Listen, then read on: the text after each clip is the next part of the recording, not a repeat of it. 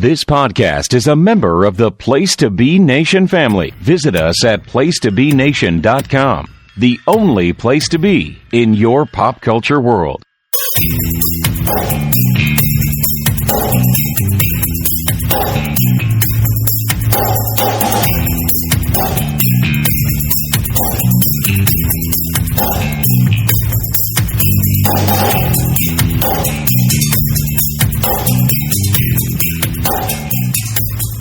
Hi, welcome to Geek and Sassy. I am Jennifer Smith, here with the wonderful and beautiful Miranda.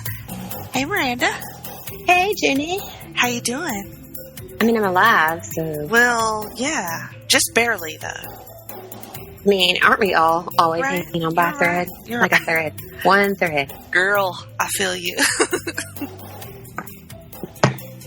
The thinnest of thin threads. Right? Like, it's so thin, I think I can see through it. But...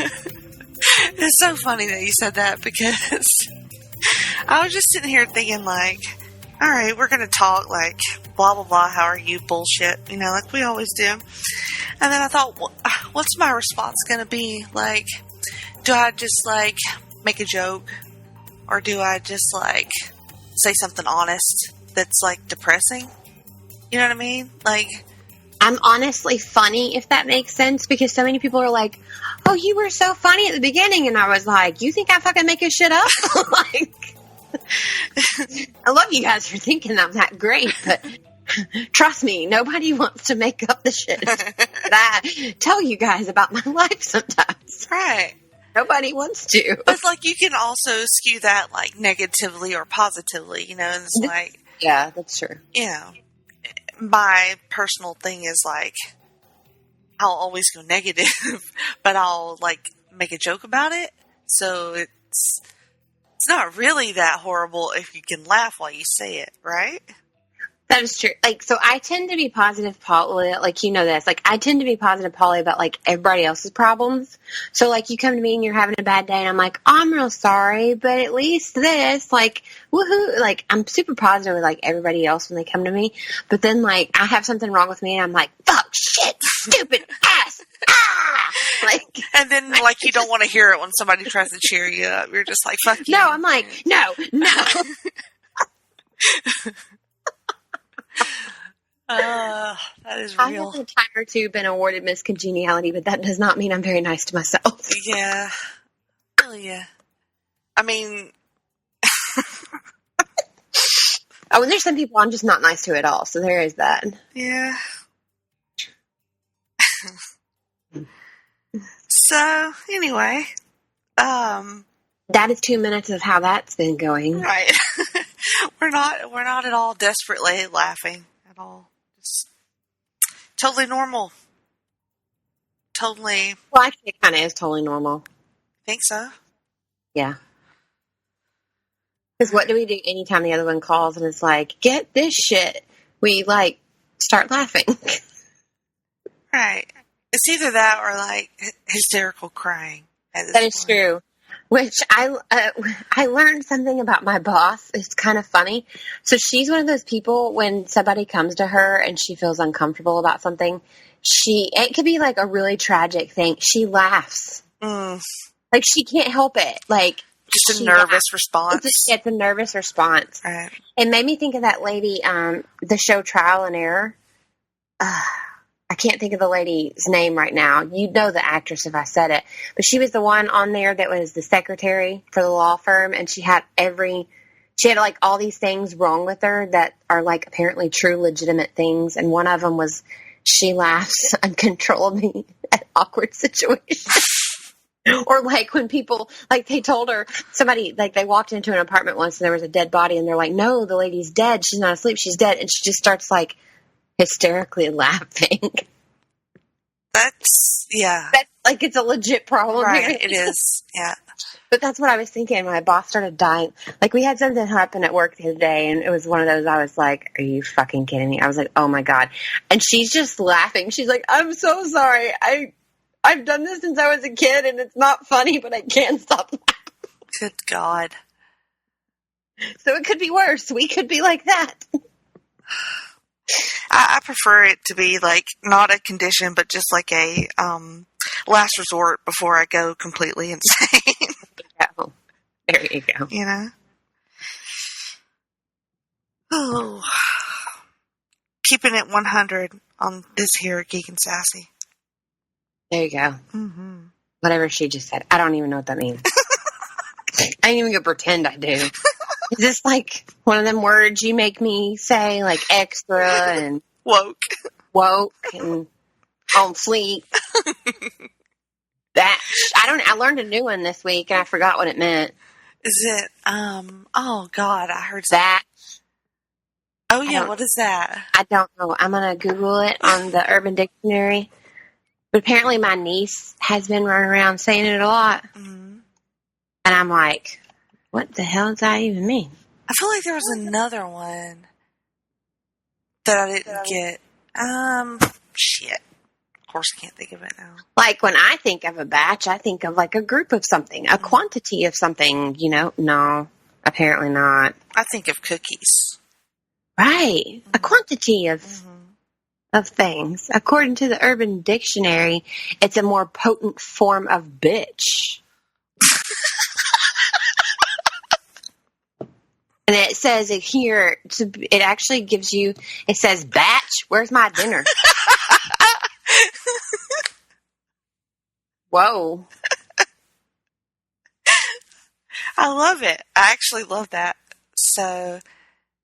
All right, then. Yeah, I'm going to start. Oh, another definition, according to Urban Dictionary, is a slang term to describe a load of semen, also known as man chowder, baby batter, or nuts.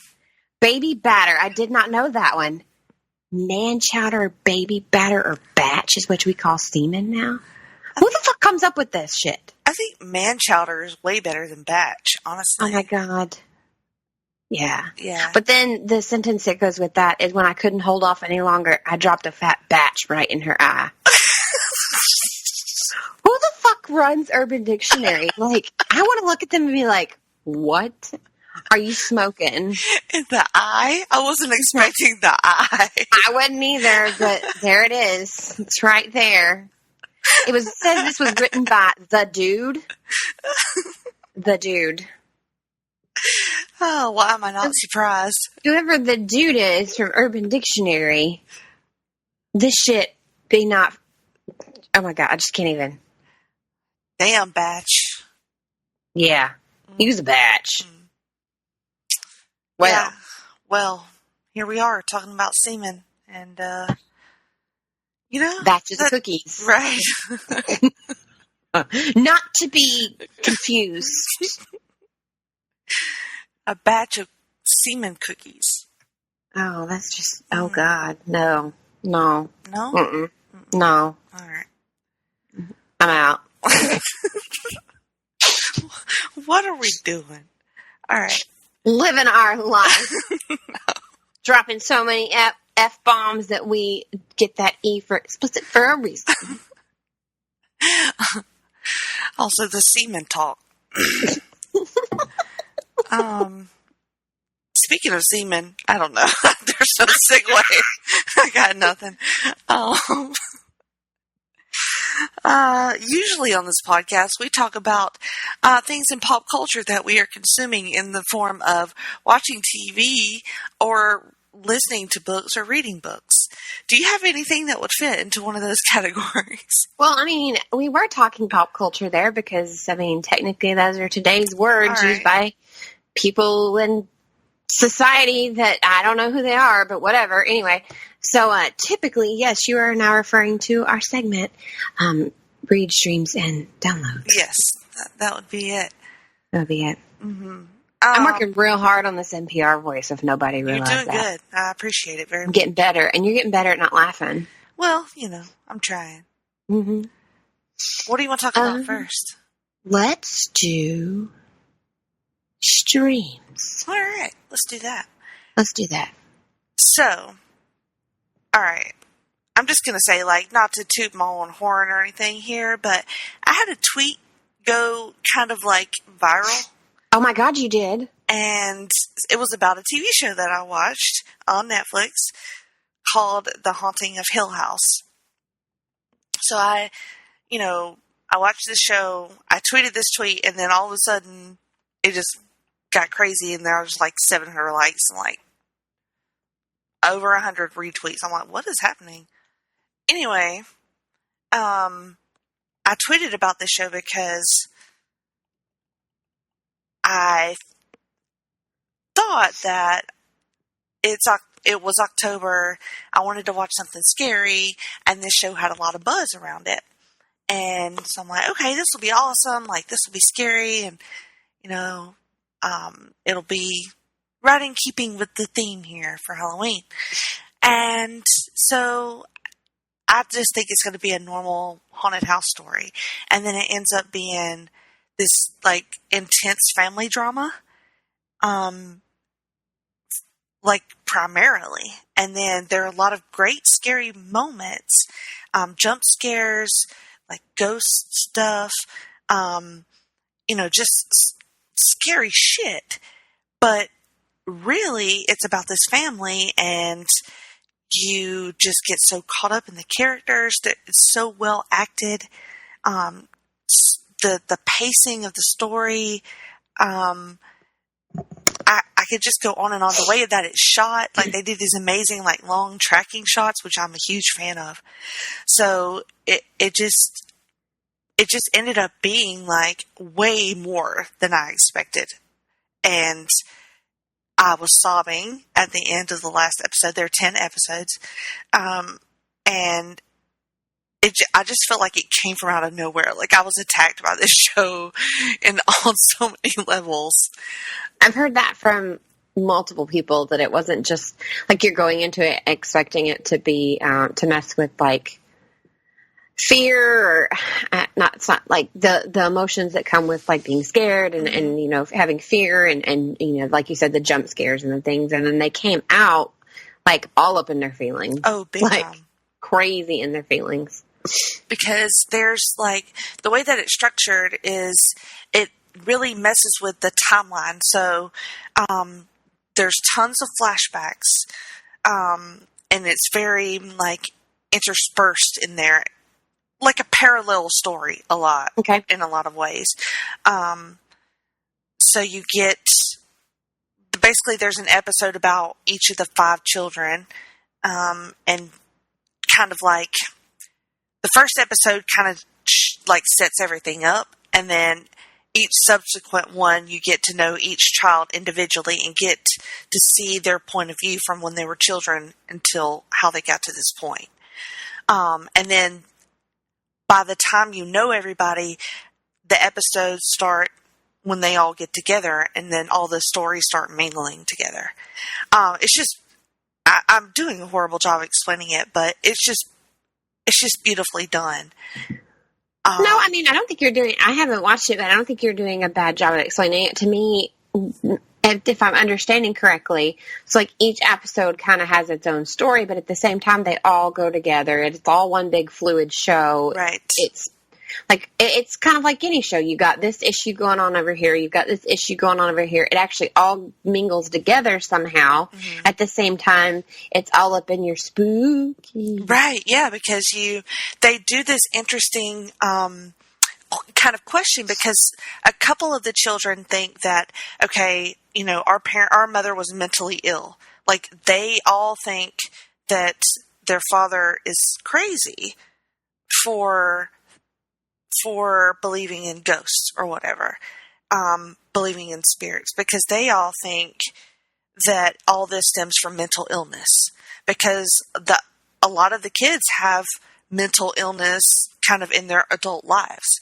So they just think, like 2 of the kids think like the other 3 are crazy for, not crazy, but they have some sort of mental illness, and there's nothing supernatural happening at all.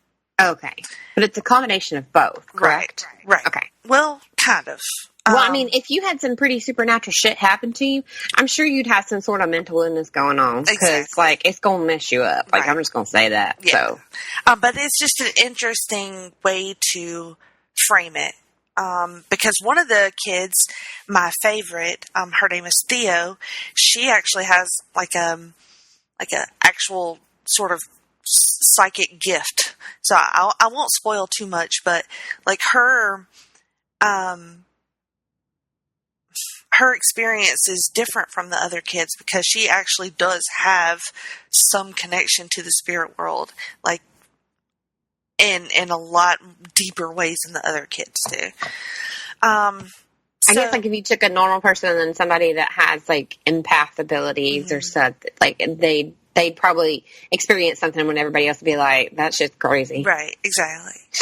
So I cannot recommend this show enough. Like, as many great original series as Netflix has had, this one is like up there for me. Especially if you're a fan of horror, or even if you are not particularly that into horror.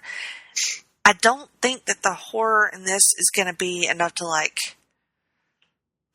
I don't know, because it is. I'm a fan of horror if it's well good. Done. Yeah, I mean it's extremely well done. Because I'm just going to be honest, the most recent, I'd say like in the last 5 so years, maybe even a little further back, I've just not like horror movies that come out. I'm like, nah. Like, I don't know. I feel like you would dig this though. I have every intention of watching it, and then my nephew was here for several weeks. Shout out, because I know he's listening, because our podcast is a drinking game for him. I've already got him way drunk this time. But the plan was to watch it with him, and then, you know, when you were like, oh, that person's going to be here for like multiple weeks, you think you got plenty of time, and you really don't. So it didn't happen. So now every night I'm like, do I start that, or do I try to stay current with like what's airing and then wait when everybody takes that little hiatus around Christmas and come back to... I don't want to end up like last year where I was like a whole season behind everybody. Yeah, that's true. You're right. Yeah. But, So. I mean, if you have... I think I did it in like 3 days. Because it's 10 episodes. So... 1 hour? Yeah, roughly. Okay. Yeah. Well, I mean, I feel like it would have to be. Yeah. So, you know, it's not super quick to binge, but it's definitely doable in a couple days. Okay. Now, other than the CW shows and, you know, another show that we're going to talk about probably on another podcast, that's all I got. So do you have anything other than the CW shows? Well, I mean, if you want to, the only CW show that I'm completely caught up on is Supergirl. If you want to run over that one. Yeah. Can? Okay. I was not sure at the very beginning how I was going to feel about that. I mean, we're still only, like 5 episodes in? 4 or 5? 4. How many is it? 4? Okay. Yeah. So, at first... Yes, it's superheroes and it's aliens, but I thought it was going, it's like way political, if that makes sense. And like we've had the discussion that we go to a lot of these shows to escape that. So I wasn't sure how I was going to feel about it, but so far I feel like they're doing a really good job. And then the actor that is playing Professor Lockwood. Which one is that? So he's the steel face. Oh, okay, yeah. I can't think of what his bad guy name is. Anyway, he's our bad guy. Agent of Liberty. Yeah, Agent of Liberty. He's our bad guy now. I fell in love with him on Being Human, the American version of Being Human. So I immediately recognized him and was like, woohoo! I was a little bummed though because one of the episodes was titled Man of Steel. And so I got excited thinking that we were going to have a sighting of Tyler Hoechlin. And apparently that didn't happen. Did not. I mean, don't get me wrong. The guy that plays Professor Lockwood, and his name is evading me. I want to say it's Aiden. Maybe it's Aiden. Anyway, I'm going to look what his name is. But he's pretty nice looking himself. So I was like, well, you didn't give me the Man of Steel I thought she was giving me, but I'm okay with this. What did you think about that episode where it showed sort of the Agent of Liberty's backstory, like where he got to where he is? We've had this discussion before with other things. I kind of like doing that now. It's like you're humanizing and you're adding an extra layer of emotion to the person that you're supposed to feel nothing but like hatred towards. Mm-hmm. And you're not supposed to care about them or why they have this plight or whatever. Of course, they sped it up fast enough that like he goes pretty quickly from one opinion to the other. Mm-hmm. But obviously they were breaking it down, showing you this took like a whole year and some change, 2 years actually, for him to change his tune. And it's pretty hard for the guy not to feel that way, honestly. Like, when you watch that, like, that's got to be a pretty shitty thing to watch. Yeah, it makes me, because he, he went through a lot of shit. Oh, yeah. And, part of you wants to say, like, this guy, you want to justify his actions. Mm-hmm. But at the same time, you can admit it, he's pretty fucking radical. And he is, because he goes from completely one extreme to the other. Mm-hmm. Like, complete just turnaround. And not saying that, I don't know. I like like you said, I like what they're doing, with this sort of political slant that they're taking. I didn't think I was going to, because like I said, I go to these shows to kind of escape what we're currently dealing with. Mm-hmm. And to get away from that, because there's just so much arguing and, like negative that you don't want to, you're like, okay, Supergirl, here we go. But, I think they're doing it well so far. And his name is Stan Witwer. Mm-hmm. I was calling him Aiden because his character was Aiden on Blues. But, he's great. I mean, I feel like they picked a pretty good person so far to, portray Ben Lockwood, Agent of Liberty there. I like Brainiac a lot. Mm-hmm. I miss Wynn a whole lot. Yeah, me too. And then every time they do this, like, whole Lena Supergirl thing, I want to be like, for fuck's sake, Lena is too damn bright to not know that that's Kara. Yeah, they've stretched that quite a bit. It kills me. Yeah. I mean, it just kills me. And part of me is like, in my head canon, Lena already knows. So I'm kind of hoping that that's what they're going to end up doing. Like, she's going to confess and Lena's going to be like, well, yeah, I know. Well, I know. Okay, so in my head, I'm telling myself that too, but they had that big discussion. It may have been at the very end of last season where she's like, I've been hurt by too many people. Right, yes. And I couldn't take another betrayal. Right. And I was like, oh, fuck. But see, part of that sounded like trolling to me, you know what I mean? Like, almost like, just tell me already. Right, yeah, like kind of goading her into it. But I think that Lena's doing a great job of, like, she keeps you guessing, like, even though you're convinced, like, she's a good guy, she has enough of that edge to put that seed of doubt in your mind. And I love that about her. I love that about her, too. I'm really hoping she stays, like, current Lena. Like, she doesn't go bad like everyone else in her family.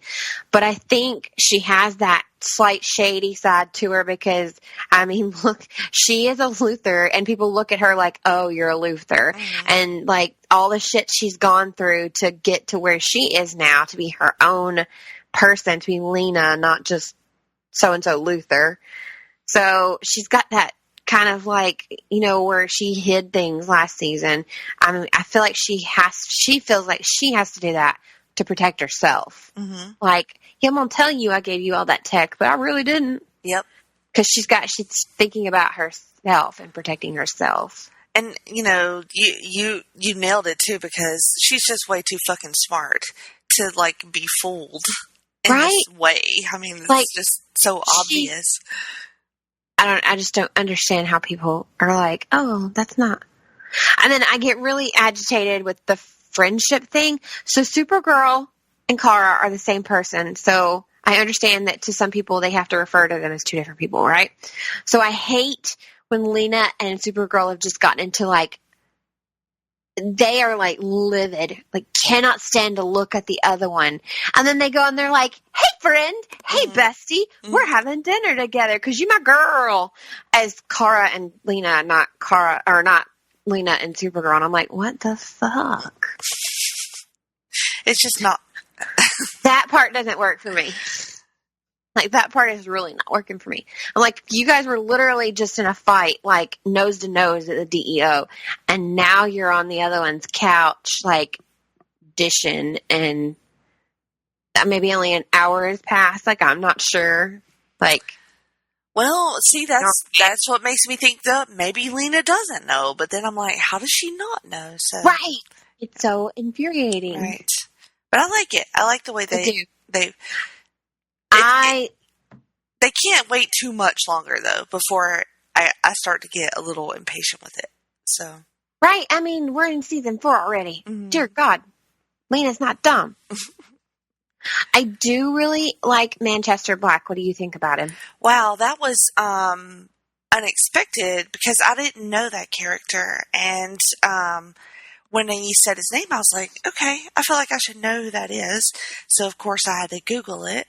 And I'm like, okay, well, I was not expecting this, but let's go with that. Yeah. I love what they've got John Jones doing, even though he is having a lot of issues. Like, he's decided to be a pacifist. He quit working for the DEO. He laid down his weapons, so to speak. So at request of his dad, pretty much. Right. To be nonviolent. Mm-hmm. But then again, he sees all these things happening, and Supergirl asked him to join the fight, and he refused her. Right. And there was consequences to that. So, it's an interesting, take to do, especially I think with the Martian Manhunter, because he has always known violence. He has such a history of violence. So, I mean, it's different. It's different from what I think the other shows are doing.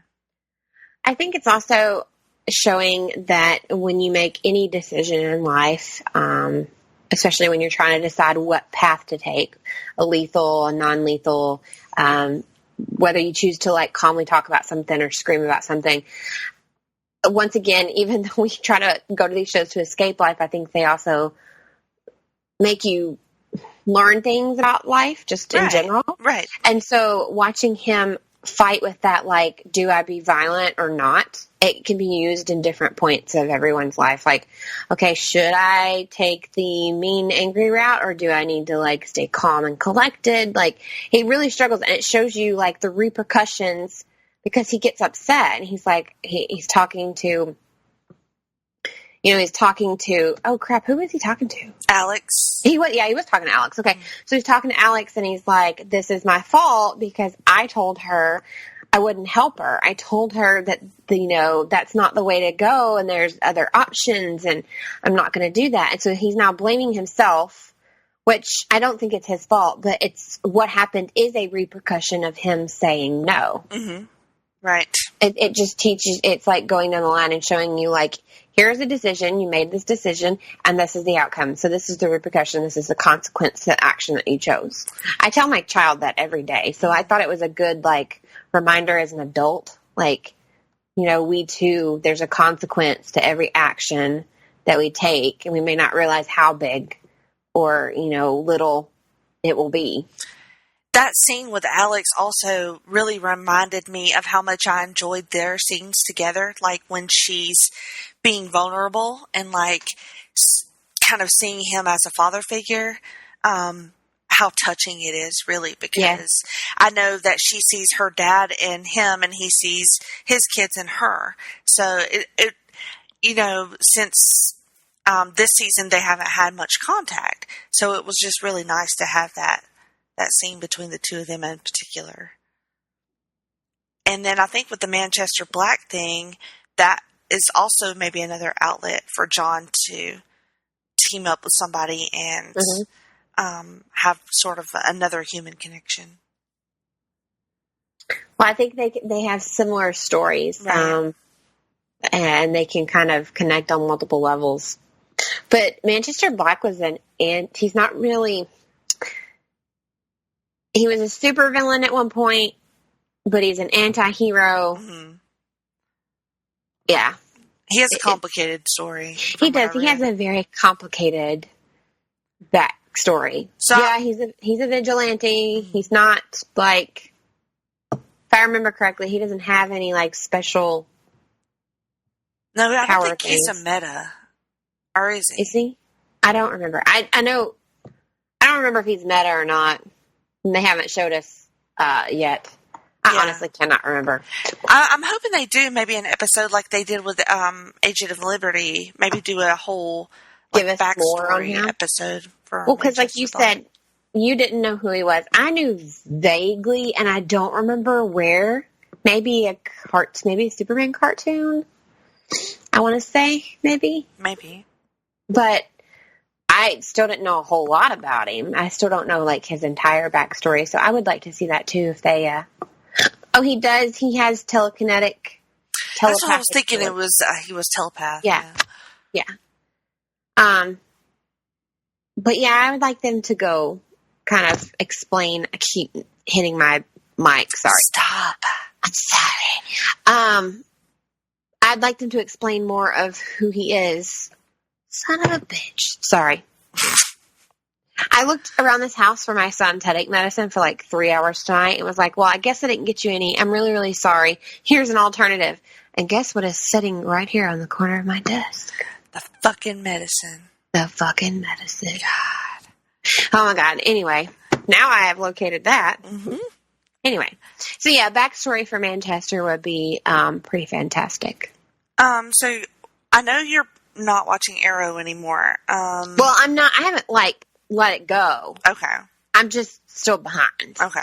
I've been doing really good at catching up, which even though I already knew everything that happened, because you can't live life and not be spoiled when that's gone by. Yep. So like I know everything that happens, but still watching it, like I will say the end of that season, because you guys were like, it gets better, which you guys all liked last season, like the whole season. Right. And I was like, yeah. So the last few episodes, because I'm in like the very last few, that's where I'm like, okay, I kind of like this. Mm-hmm. Yeah. Super. But good. it is like literally is like the last couple. Like we're at the very end. So this season, I think there's some good and bad. Mostly good. I don't want to say anything to spoil it for you, but you already said you pretty much know everything that happens. But well, I know everything that happens from like last year. There's no way, and I know like the beginning. Like I know Oliver's in jail. Okay, that's what I was going to say. Yeah, like I know he's in jail. I know we have like a new intro, and instead of it's like I am now prisoner, blah blah blah blah. Yeah. Like I know that. I know that Felicity is in like hiding. Mm-hmm. I don't know where the boy is. He's with her. I'm assuming with her. Okay. Yeah, he was. I'm assuming he's with Felicity, but I have like no clue where anybody else is. Which Paul Blackthorne, I know he was not coming back, but he's like, is he here for the season and he's just not coming back after that? No, or is he like he's gone? Okay, yeah, 100% gone. Yeah. So I mean, I just don't know where everybody else is. There's some real good there's some real good prison shower scenes. Well, I mean, of course. Yeah, and like you can take that how you will. There's a couple of different ways you can take that, just like in the showers at prison. But so yeah, there's some good fight scenes there. So one would assume if he's in jail and people realize who he is, like, oh yeah, there's gonna be some fights, all right. Oh yeah, everybody knows who he is. Right. So that's what I'm saying, like, oh, there's gonna be some fights. Yeah. And so there's a new Green Arrow that's a new vigilante out there doing, Green Arrow stuff. And nobody knows who it is. So I'm hearing a lot of guesses. Tommy Merlin, probably. Well, that was somebody's guess. Mm-hmm. My guess, because at one time we were told that Colton Haynes was going to briefly come back. Mm-hmm. So I was like... Well, you do see Colton in flash forwards in this season. So maybe. What else? What about Legends of Tomorrow? So I watched the first episode. Was the unicorn not awesome. Fucking amazing. This show, I swear to God, and I say it like every season now, but this show, every episode has been excellent. Like, seriously good. I love this show. I don't know what they're doing over there. Like, they're the only... I'm in awe of that show because they can just do whatever they want. They can have a giant Bebo. They can have a unicorn that fucking kills people. Right, and we just fucking eat it up. And hallucinate, make people hallucinate, and then kills people. It's so and then you have to, the virgin bait. Yes. Oh my God, Gary. And Gary gets so good too. Like, Gary with his shirt off. I was like, where the fuck they been hiding Gary? I'm telling you, like, I was like, what? That's a virgin, huh? And then he like, okay, so then you had Constantine there. Just, I mean, and then like an implied relationship between Gary and Constantine. So I loved that joke. That was awesome. He was like, no, you're still a virgin. Oh, he did? You're good. I was like, oh, what did we do? Oh my God, it's so good. And, oh gosh, it's nothing but like praise and worship for me. I just love it so much. That episode was the best. And I still have 2 more to watch. And it's yeah, and they're good too. Like, they're legit good too. So I have such huge hopes for this season. I don't even know. You know what I think I like about it? And because I get a little tired of, like, what they do on The Flash as far as, like, here's our big bad for the season. Why so serious? And then, like, it's very formulaic. There's no formula to Legends. I mean, there kind of is, but, like, barely. And... it's like, oh shit, I accidentally stole this thing from 1973 and that caused a problem. So this season they're like trying to find these magical creatures as opposed to last season when they were fixing anachronisms. So it's similar. But it's just different. Creatures kind of are still anachronisms because they are the repercussion once again. Right. They are the repercussion of their choices for last season. Right. But yeah, the magical element makes it slightly tilted. Makes it different. But I love magical. I love shit like that. Mm-hmm. Oh my gosh, you have to watch the second one. You will love the second one. I have every intention of watching all of them. Constantine is like my favoriteest of favorites. So good. I love him.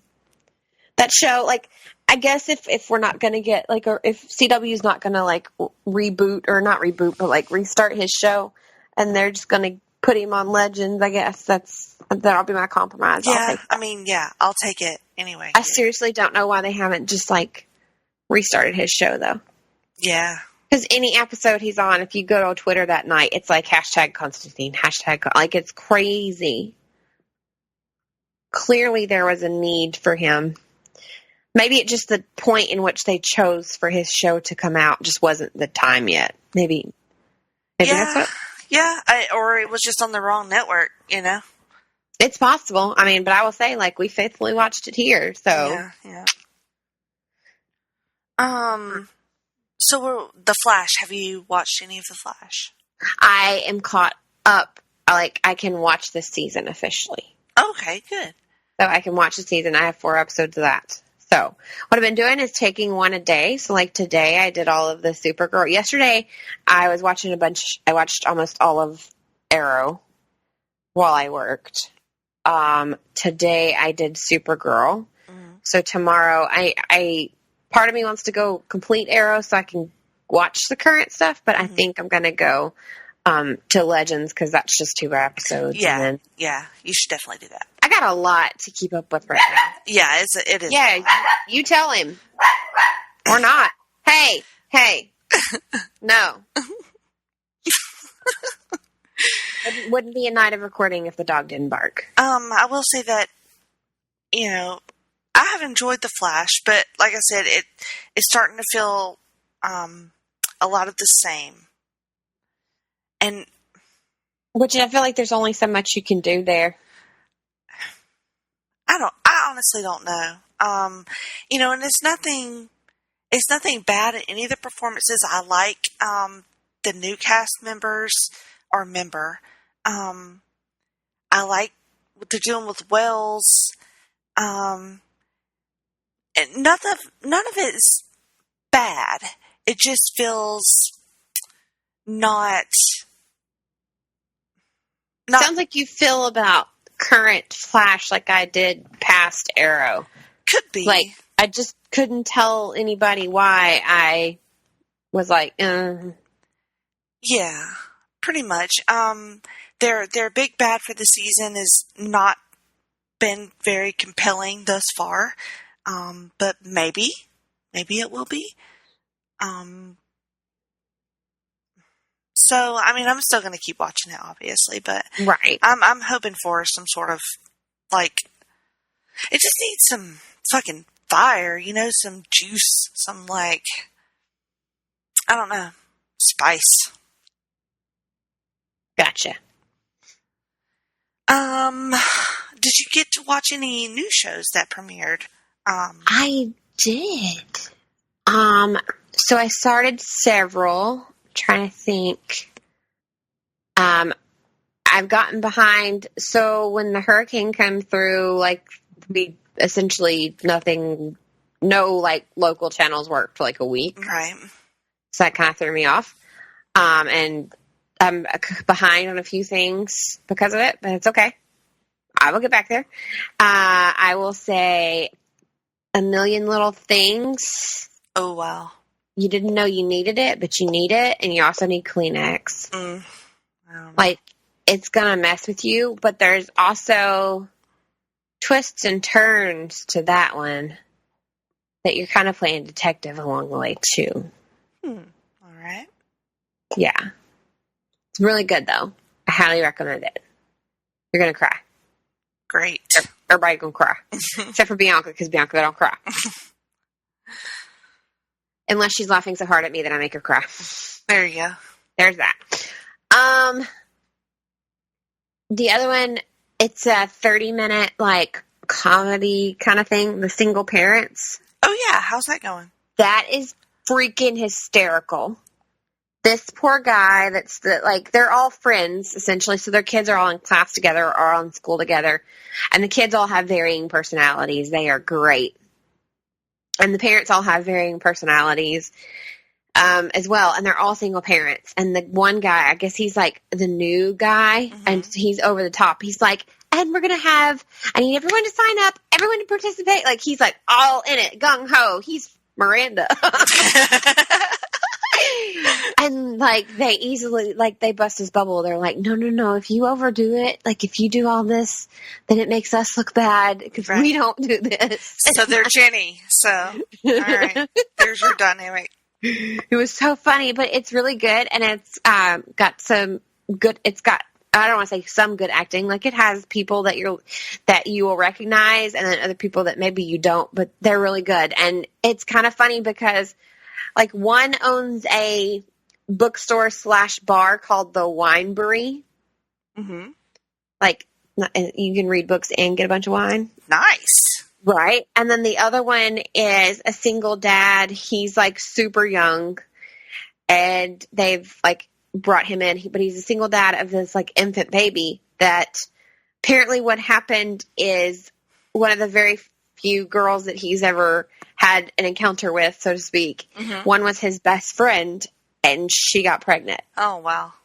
Yeah, so now he's raising this baby by himself because she was essentially I ain't got time to be no mama. So he sends her, pictures and Snapchats of the baby, like, dressed up for Halloween and stuff. And she's like, yeah, that's my boy. But, like, she never takes care of him. Oh, God. Well. So, and he lives in the backyard of the lady that owns the wineberry, bless his heart. And then one of them is this really rich plastic surgeon who married a young stripper. And she ended up dying right after she gave birth to twins. Oh, my God. So now he's raising these twins that are like the best little smartasses in the world. They're fantastic. Those girls are great. Awesome. But it's going through the parent's life as dealing with being a parent, dealing with being single parents, trying to all be friends to each other while living like different, like in different capacities of life. Obviously the one super rich, and then part of me is like, well, ain't none of them got shitty houses. So except for the poor kid that has to like live in Poppy's spare room, you know, like, God. But it is funny. It's only 30 minutes. I think it's ABC. I don't feel like you'd have to have kids to find this show funny and cute. There's some cute moments. There's some cute, like, the one kid is scared of, like, everything. And so she consoles him.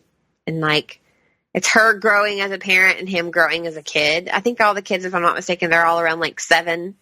They're all, like, about 7 years old. Okay. So it's really cute. I like that one a lot. Was there anything else? The other one, Manifest. Oh, that yeah. We were all like, I was like, yeah, I'm gonna try it, but I'm not sure. So I watched the first episode and was completely like, this. Yeah, I'm here. I am at the table for this. Really? So the premise is that a group of strangers, obviously, because they're on a plane. Now, there are some that are, like, related and stuff, and it tells you the story of how a few of them ended up on this flight. So what happened is there was a flight that people were supposed to be on. It got, like, oversold. So they were like, anybody that's willing to, like, move over to this flight, you know, the drill. Mm-hmm. Like, we'll all put you on this flight. You'll all get home just a little bit later than your family or than you were supposed to if you weren't traveling with other people. But we'll get you there. So this flight, the one that like they had to move. No. So, okay, yeah. The one that they had to like move people to, the one that was going to come in later. Mm-hmm. It disappears. Mm-hmm. And to everybody else that made it home and, like, everybody else that was not on this flight, it's been 5 years later when this plane lands. But nobody on the plane knows. Right. To everybody on the plane, like, they hit a little turbulence. Mm-hmm. And other than that, there was no problems. But to them, it's only been the however many hours they were on the plane. Wow. And so it'll get in your feels, but it's very like conspiracy theory. Something is going on too. So like the one chunk of people that you get to meet, it's the dad, the little boy, and the dad's sister. They decided to stay and wait on the other plane, just just cause. Mm-hmm. The sister wasn't sure when she landed. She was going to have to tell the guy she was dating yes or no. It's her answer for will you marry me? Mm-hmm. She wanted a little more time, so she stayed with her brother and said, no, mom and dad didn't want their parents to be separated. So their parents went with the guy's wife and other kid. Gotcha. So, and the kids are twins. Oh man. So they get back, and the little boy, he actually has cancer, and that's why they were off on this big, like, crazy vacation. So he gets back, and his cancer hasn't progressed, but it hasn't, like, it's just been dormant. So for 5 years, the problem is he's a twin, and so his twin sister's now, like, 14. Mm-hmm. And he's however old he is, Wow. Yeah. And they're dealing with that and the repercussions of, like, your husband's been gone for 5 years. So, insurance companies have pronounced people dead. And right. Now insurance companies are coming back and saying, well, they're not dead, so you owe us all that money back. And which I didn't know they could do that. That was Like, apparently they can. I learned that. And the whole, like, well, I thought my husband was dead, so 3 years in, I moved on. And it's all the repercussions of them deciding to stay on this plane. But the little boy that has cancer, he obviously still has it. But there's some things going on with him. He has connections to other passengers. Like he can feel what they're feeling. And all of the adult passengers, because he was the only kid that was on the plane, all the adult passengers keep hearing and seeing things and the same things. Do you get the feeling that it might go like supernatural at some point, or that we're going to get some sort of like reasonable explanation for this? Well, I think it may be a little bit of both, because they're already showing for this next episode, they showed you there are passengers that are missing. Like there were 4 buses, they claim 4 buses picked up all the passengers, because some of them, like, they don't have homes anymore. Right. Like the sister, for example, like they had gone and cleaned out her apartment, and her parents had put all her stuff in a storage building because, like, why would you presumably keep a house for someone that was dead? Oh, right, yeah. Right? Sure. So a lot of these people went back to, like I said, their spouse had moved on, or their parents had died, or, just all the things that you can imagine. It's really heartbreaking in that sense. But they've just made all these connections to this company that we don't know much about yet. And this company is apparently doing experiments on those missing. Like I said, they bust them all out. So there were actually 5 buses, not 4. And they're like, what do you mean 5th bus? And they're like, there was a 5th bus. And they're like, no, there wasn't.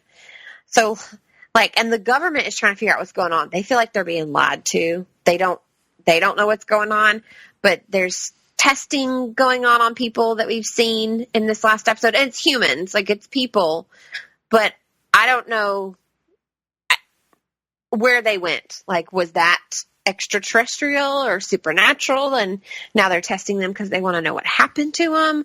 Or did this company make all this shit happen because they wanted to study the effects? Like, I truly don't know that part yet. So it's very kind of mystical, mental, because like I said, they're all seeing and hearing things.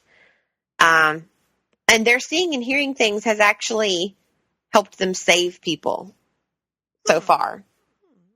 So there's a lot going on here. There's the drama of like that you would find on a normal show of like people dealing with divorce and people dealing with financial issues and people going to jail because they helped, illegally get somebody in the country, like different things like that you would find in like most dramas.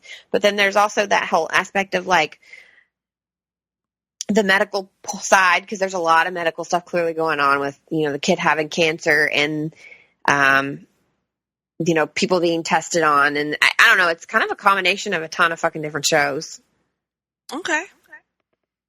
Yeah, I saw a bunch of like people like really digging on it.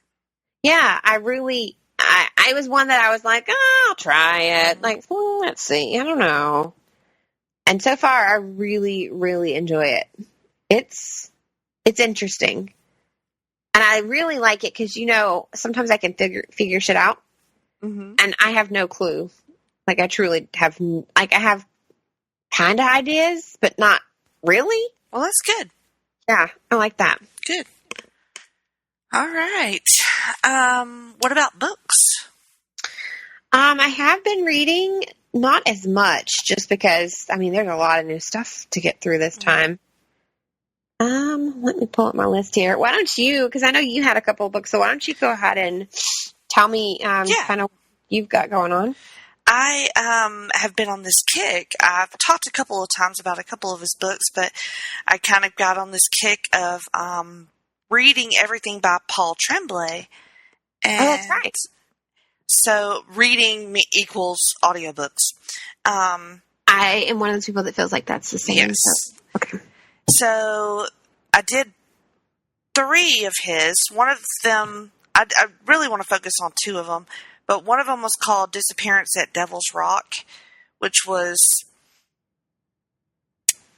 you think it's going to be about a missing kid. Well, it is about a missing kid, but you think it's going to like maybe go supernatural, and then it swerves a little bit, but a very good read. But the two books that I want to talk about are called, I got to remember which one is first. Oh, the first one is The Little Sleep, and the second one is a sequel to The Little Sleep, and it is called No Sleep Till Wonderland.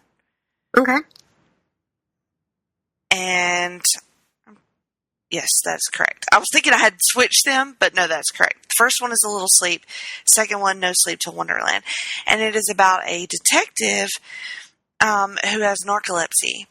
So he got into an accident, a car accident, and one of the things that happened to him, because he got all fucked up, he had to have a bunch of surgeries.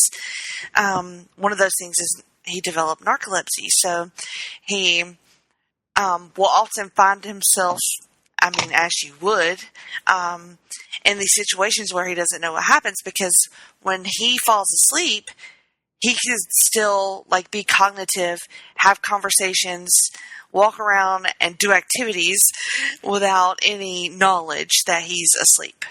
So it's kind of like sleepwalking, essentially. Pretty much, yeah. So he will wake up and not know what's not know what's happening, and so he's been dealing with it for long enough to where he just kind of rolls with it. Like it doesn't really freak him out anymore. He just tries to figure out. Like he's a private detective that has to basically detect things about his own life because he doesn't remember them. He's sleeping. So he'll get this case and not know how he got it or what he's supposed to be doing. And then another aspect of his condition is he will sort of seize up and become paralyzed for a short amount of time. And so he'll be totally cognitively awake, but then not be able to move at all. And then it will gradually loosen and he'll be able to walk and move. So it's an interesting back and forth between being awake and moving and then not moving and being, totally cognitive to what's happening. So, he's smart ass. He's extremely flawed, really funny. And, there's a great cast of characters in both of these books. I think I might have liked the first one better, but the second one is equally as good. There's a little bit more sexy times in the second one, so I feel like that's why it elevated it kind of So it's a Miranda book? Not quite, but there's enough in there to just be a little bit I like all sexy books, so side. I can't really say that. And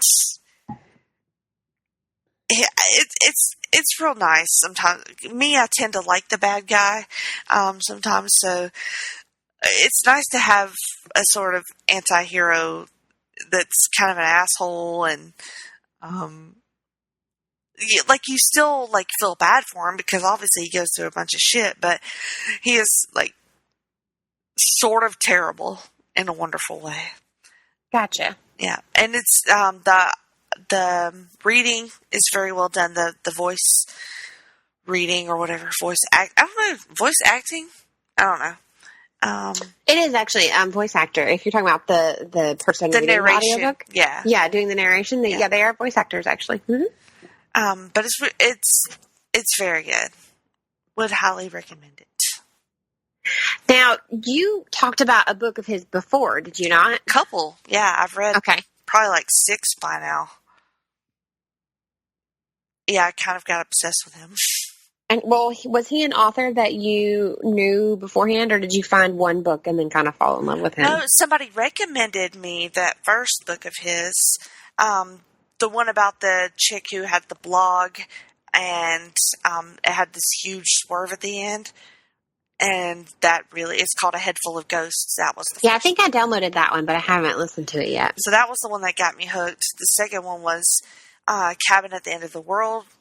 and then Disappearance at Devil's Rock, and then The Little Sleep, and then No Sleep Till Wonderland. So I sort of went through everything that I could find on him. Gotcha. And then next up is Elevation by Stephen King. Ooh, nice. So that's what I'll start next. What Gotcha. you got? So I have kind of gone back. I read everything, you know that, but I kind of have like favorite little spots in reading in the genres kind of thing. If you're picking them, kind of like you do, you have your favorites too, even though you read anything. And one of mine is absolutely hands down cozy mysteries. I know I've talked about them before, but if you're not aware of what a cozy mystery as far as subgenre is, so it is crime fiction that does have sex and violence, but they're downplayed. They're not as prevalent as they are in some of the other books that I do read. And then another thing to do with the cozy mystery is there is usually a murder of some sort, and the murder happens off stage, so to speak. Like you don't actually, like you come in and they find the body. You don't actually for example, the book I read and talked about once, The Stillhouse Lake, where it actually describes like every bit of the serial killer's like doings. Mm-hmm. Yeah, it doesn't do that. It's like, oh, there's a body and they found her in her car and she was shot. Like, and the sheet was over the car. Like, you don't even really, like, if the person does find the body, they don't like, oh, and her shoe was here and all I could see was red. But like, it's very, very downplayed. Kind of like you're explaining something bad to a kid. Gotcha. Kinda. So I really love those because they combine the crime fiction. They do have a lot of funny. They do have the relationship building or romance of some kind is usually taking place. And a lot of times the ones that I tend to gravitate more to inside the world of cozy mysteries, because you've got subgenres that also have subgenres, which is so confusing. But the ones I really like are the ones that also add like a paranormal element. Mm-hmm. So I've been trying to catch up on a few authors that I really love. And then I found a new one, which I may be going down in a rabbit hole because apparently she's got like 10 books in that series. But I'm catching up on some I've mentioned before by Rose Pressey. This one is Haunted is Always in Fashion. And that's about the lady that owns the vintage clothing shop. She dresses in complete vintage. Her name's Cookie Chanel. And she can see ghosts. So she has one that follows her around and has been following her around since book one. In book one, she solved that ghost's murder and figured it out. She's also dating the head detective, so there's the romance part. And in every book, there's a different, obviously, murder. And in this book, it was a lady that she was supposed to be meeting with, who is a book writer. I wanted to interview her about vintage fashion because the book was going to be about vintage fashion choices and clothing and such.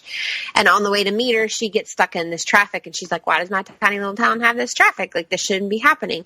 And it's because the lady she was going to meet has been shot in her car, kind of like on the side of the road. So she like sees her love interest Dylan, and he rolls out and he's like, why are you here? And she's like, well, I was on my way to such and such diner to meet whatever, I can't think of the lady, Jillian, to meet Jillian, you know. And he was like, oh, okay. And he's like, well, it may be a while. So she ends up kind of butting her way in, and he's like, he kind of tells her like, well, yeah, it's, you know, it's a murder and I'm really sorry, but, and the lady appears, like the lady's standing there talking to her. Oh man. Because she can see ghosts. Gotcha. But Dylan still doesn't know that she can see ghosts. And she has the cat that randomly appeared in book one. She still doesn't know where the cat came from. It just showed up, and the cat can talk to them via Ouija board. What? Yeah, like the cat will slide the planchette around and tell them like what it's trying to tell them. So in this book, she's also trying to find out where did this cat actually come from? Like, why can't it do this? Like, why? And she's named the cat. after her grandmother's favorite perfume, Windsong. So, like, she's trying to find out. So, in this one, she's trying to solve Jillian's murder without making Dylan too suspicious and letting him know that she could talk to ghosts, and trying to figure out where this cat, Windsong, came from and why the hell Windsong can talk to them via Ouija board. Wow. Yeah, it's a lot. It is a lot. I do like the Ouija board cat thing. I do. I kind of dig. Cool. And she's snarky, too. Like, she'll be that, like, as the reader, you know what's going on. Because some of these cozy mysteries also, you can figure them out. And I kind of, and some people may be like, really? Why would you want to read something that you could figure out? I don't know. I think that's kind of because there's still a story. Mm-hmm. Even though you figured it out, you may not have everything right. You may know the who, but you may not know the why. So, but Windsong's kind of like a little shit, and I love it because, like in this episode, dear God, in this book of the series, a vintage hat is pretty prevalent. Like it has something to do with everything that's going on. And a guy came into the store, asked a bunch of like really weird, suspicious questions, and then her store gets robbed. And Windsong, after the robbery, is like in this certain part of the store, and she's like knocking at something, and she's like, meow, meow, and they're like, knock it off, Windsong. And I'm like, you idiots! If the cat can talk to you with a Ouija board, don't you think she's trying to tell you something right now? Go get the fucking Ouija board. Go get the cat and the Ouija board. Jesus Christ. And there's always a snarky best friend, because that happens in like most books. And so her best friend is one of those that owns like the occult shop, and she reads tarot cards and palms, but she really can't. Like, right. She says that a lot too. She's like, because they're going to talk to this lady that is like a madam, whatever. A madam? Like, well, you know, like that does tarot readings and stuff, like madam, whatever. So not the fun kind. The main character, Cookie, is like, she's not like Heather. She's the real deal. She cracks jokes about her friend like makes money off of doing this, and she's not really like, she can't really read tarot cards or palms or futures or anything.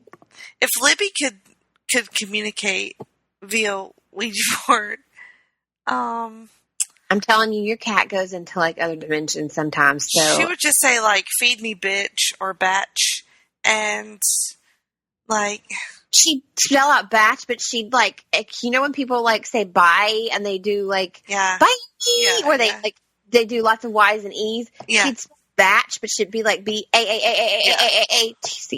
Batch. Yeah, definitely. 100%. Bat. Like, yeah. I don't want my dog is a demon. Like, seriously, I love my dog so much, you know that. But Widget is literally like Cerberus's puppy, I swear to God. I don't want her using a Ouija board. Do you hear me, Woo? She would summon the other demons. She would summon, like, I mean, that's the reason we don't speak Latin anymore, is because I'm pretty sure people accidentally were summoning demons. I'm not wrong. Accidentally, sure. I mean, think about it. You go to, like, order a smoothie and shit, there's a demon. Oh, God. Again. Not what I meant. Why are we speaking this language again?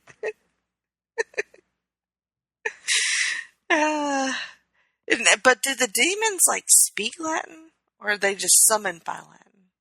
You know, there's a book series I've read before where the demons are summoned by Latin, but when he shows up, he speaks English. So, the one has there's one that she summons frequently because she kind of sort of made a deal to work with him, and he has a British accent. Because he was a human before he died and became a demon, and he was a human before he died and became a demon. Yes, something happened in his life that caused him to become a demon. Oh, God. Like, was it alcoholism? Probably, who knows? Shit. So I was saying, like, the 1700s, something like that. He, like, lived in England time kind of deal. And so he spoke, because they tell his backstory, and I don't remember it entirely. That's one of those series, like, I need to reread. But I remember it, like, it tells you, like, how he became a demon and why he became a demon and his backstory, which makes sense on why he like speaks with a British accent. Mm-hmm. But not in Latin, though. No, he doesn't speak Latin to her. Hmm. Well, and if you think about it, anytime they summoned a demon on Charmed, they didn't speak in Latin, but you had to speak Latin to get him here. That doesn't make any sense to me. I never thought about that until you asked me that, and now my brain is like, right, yeah.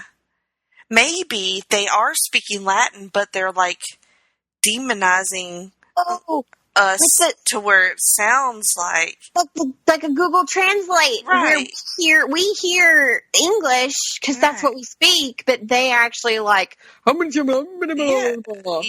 because that's what Latin is. That's not Latin. I'm not good at Latin, no. And I probably don't need to speak Latin because I swear to God something will show up. What? I ain't about that. What if the demons all speak pig Latin? Oh, pig Latin belongs in one place, and that's on the back of a school bus because it's funny. Like, for real. Or when I'm trying to annoy someone. Yes. I will occasionally use the pig Latin. Wow, we have gone off the rails. It all correlates. It does. Yeah, bringing it back around. Bringing it back around. Do you have any other books that you'd like to mention? Yeah, the only other book I read, and once again, why is there always a cat? Dear God, I'm just now realizing that. So, because cats are agents of Satan. Well, this is possibly true. Mm-hmm. Well, in most cozy mysteries, there usually is a cat or a dog of some sort, because, I mean, who doesn't want a fuzzy little companion? It just goes with the word cozy. So. Cozy, it does. Well, I mean, if you think about it, it does. Sitting by the fire, like holding your pet, warm, keeping you cozy, keeping you comfortable. So that makes sense. But the other one, the one that I said I may have created a rabbit hole because there's like a bunch of these books, apparently. This one was pretty interesting. It was the number one is called Ghostly Paws, and it's from the Mystic Notch series by Leanne Dobbs. I found this one because I've read other things of Leanne's. It's like you may also like. Mm-hmm. The librarian gets murdered. She gets murderlated. She's real old. And so at first they're like, oh, bless her heart, she tripped and fell. Well, I mean, seriously, because she's like going down when they find her body, she's like at the bottom of the steps, like that are kind of steep and concrete at the library. And so they're like, oh shit, her cane's up here and her body's down there. Damn it. And they were like, but that's not like her, because even in her old age, she was like apparently pretty easy on her feet. If you have a cane, then you probably should not be climbing stairs, but go ahead. I'll my grandma that and then get back to me. Or like when Jerry had surgery and he was walking around with his tactical cane. You tell my husband that and you get back to me. Well, he don't listen to nobody, so. He listens to me better than he listens to anybody else, and he barely listens to me. So, there's that. There's that. He listened to me this time, though. I think he was a little bit more pain this last time. Yeah. Yep. Oh, he did some listening all right. I was not nice this time. But he didn't fall down steps and die like the librarian, so. Because that is not what I want. Another thing with Cozy Mysteries is the main character usually always has kind of a funny name. Like the last girl was Cookie Chanel. This one is Wilhelmina Chance. Oh, God. Oh, right? God. I know. I don't know who came up with these, but I mean, if you remember my favorite one, which is written by Charlene Harris, her name's Aurora Teagarden. Yeah. They always have kind of cutesy, extra catchy little names. Yeah. So Wilhelmina is actually the one that finds her, and she's recently moved back to town, and her aunt grandmother has left her the bookstore and a cat. Mm-hmm. Once again, there's cats. The cat, as you start learning, may or may not be a familiar that is there to help her. This town is called Mystic Notch, and as you go further into the story, this one does have paranormal in the sense that there may be witches, like modern day witches, essentially, that are part of this community, and her grandmother may have been one. Oh. Yeah. Gotcha. Her sister is the sheriff. They are significantly age gapped. From what I can understand, Wilhelmina is probably a little bit older than us, so maybe like late 30s, like right at 40. Because she talks about being older and how her body, it's not the same and stuff like that. And Preach. Right. Well, she also had a really bad accident where a car hit her, and so she's really self-conscious. So I kind of like this one more than I've liked a lot of others because she's real. Mm-hmm. She's like, I've got scars on my legs. I'm getting older. I have some gray hairs. Like, she's not super confident with herself. Like, all the others are like, I'm 5'2" and I'm blonde and I don't look so bad, but I'm kind of quirky. So, and you want to be like, shut the fuck up. You weigh like 105 pounds soaking wet. I adore you. Your character's great, but shut up. So I really liked Wilhelmina because she does. She's real. She's like, I've got these scars and I'm kind of old and kind of old. But there's a possible love story going on there with the next town over's sheriff because he comes to assist. They actually went to high school together, or they went to school together, but she's been gone so long, like she didn't realize who he was. And there's still so much story. Everybody's like, she's just telling me the whole story. No, I promise I'm really not. But, like, there's the love interest there. There's the family, like, odd dynamic between her and her sister, obviously, because Wilhelmina moved away, but yet she got everything from Grandma. So it's very confusing. Mm-hmm. So there's, like, they like each other, but there's an odd, like, tension as well. There's the solving of the murder. There's the really weird cat. There's possibly witches. All in all, it was pretty good. All right. Oh, and she can see ghosts as well. So in her bookstore, she has a former president that she can see, and she has a famous author that she can see. And sometimes the two of them get into arguments, like the author and the president. Sweet. But the librarian pops up and she's like, oh, what the fuck? Like, it scares the shit out of her. So I guess that's a trope, like being able to see ghosts in the ones that are paranormal, at least. Oh, definitely.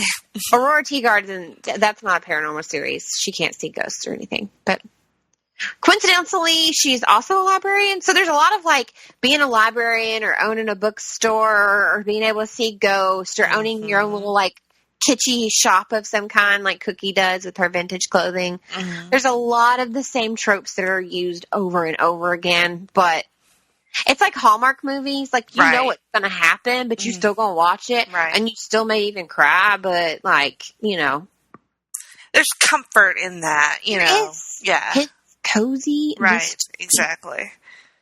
They're easy reads, too, for the most part, because I audiobook quite a few of them as well. And I found them as short as, like, 4 hours and some change, and then I've had them as long as, like, 13 hours. But for the most part, they're right in that, like, according to audiobook time, between, like, 4 and 7 hours. I mean, so a fairly quick read that, just kind of warm and fuzzy. No crazy things. Like, you don't have to overthink it when you're reading it. Right. I like it. I do too. Okay. Well, if that's it, then let's just mention some downloads real quick. Do you have anything? I mean, I could possibly tell you about the one that made me angry. Would that be nice, though? I think you should tell it because it kind of ties in with what we were just talking about. Okay. So, in the theme of cozy mystery and me wanting to, like, get back into that for the moment, I decided there's a podcast for everything. Like, literally everything. So I Googled cozy mystery podcasts, and, like, the very first one that popped up on Google in iTunes, and I don't remember the third places I looked, was a podcast, and I hope they don't hate me, They're not bad, guys. Let me preface that. Like, they're not bad, but I was duped. It's this podcast called, where are you guys? I lost you. All Things Cozy. Mm-hmm. And the first episode is about a cozy mystery series that I'd never heard of. So I thought, man, awesome. I'm going to get to learn about all these new series or all these different books. And I'm one of those people that if your podcast is about a book, I don't necessarily always go and read it. Mm-hmm. I just sometimes, kind of like with the HB ladies, I just sometimes like enjoy the conversation that they have, and kind of just listening to them. Right. I guess like people listen to us. Right. Which still baffles me, but okay.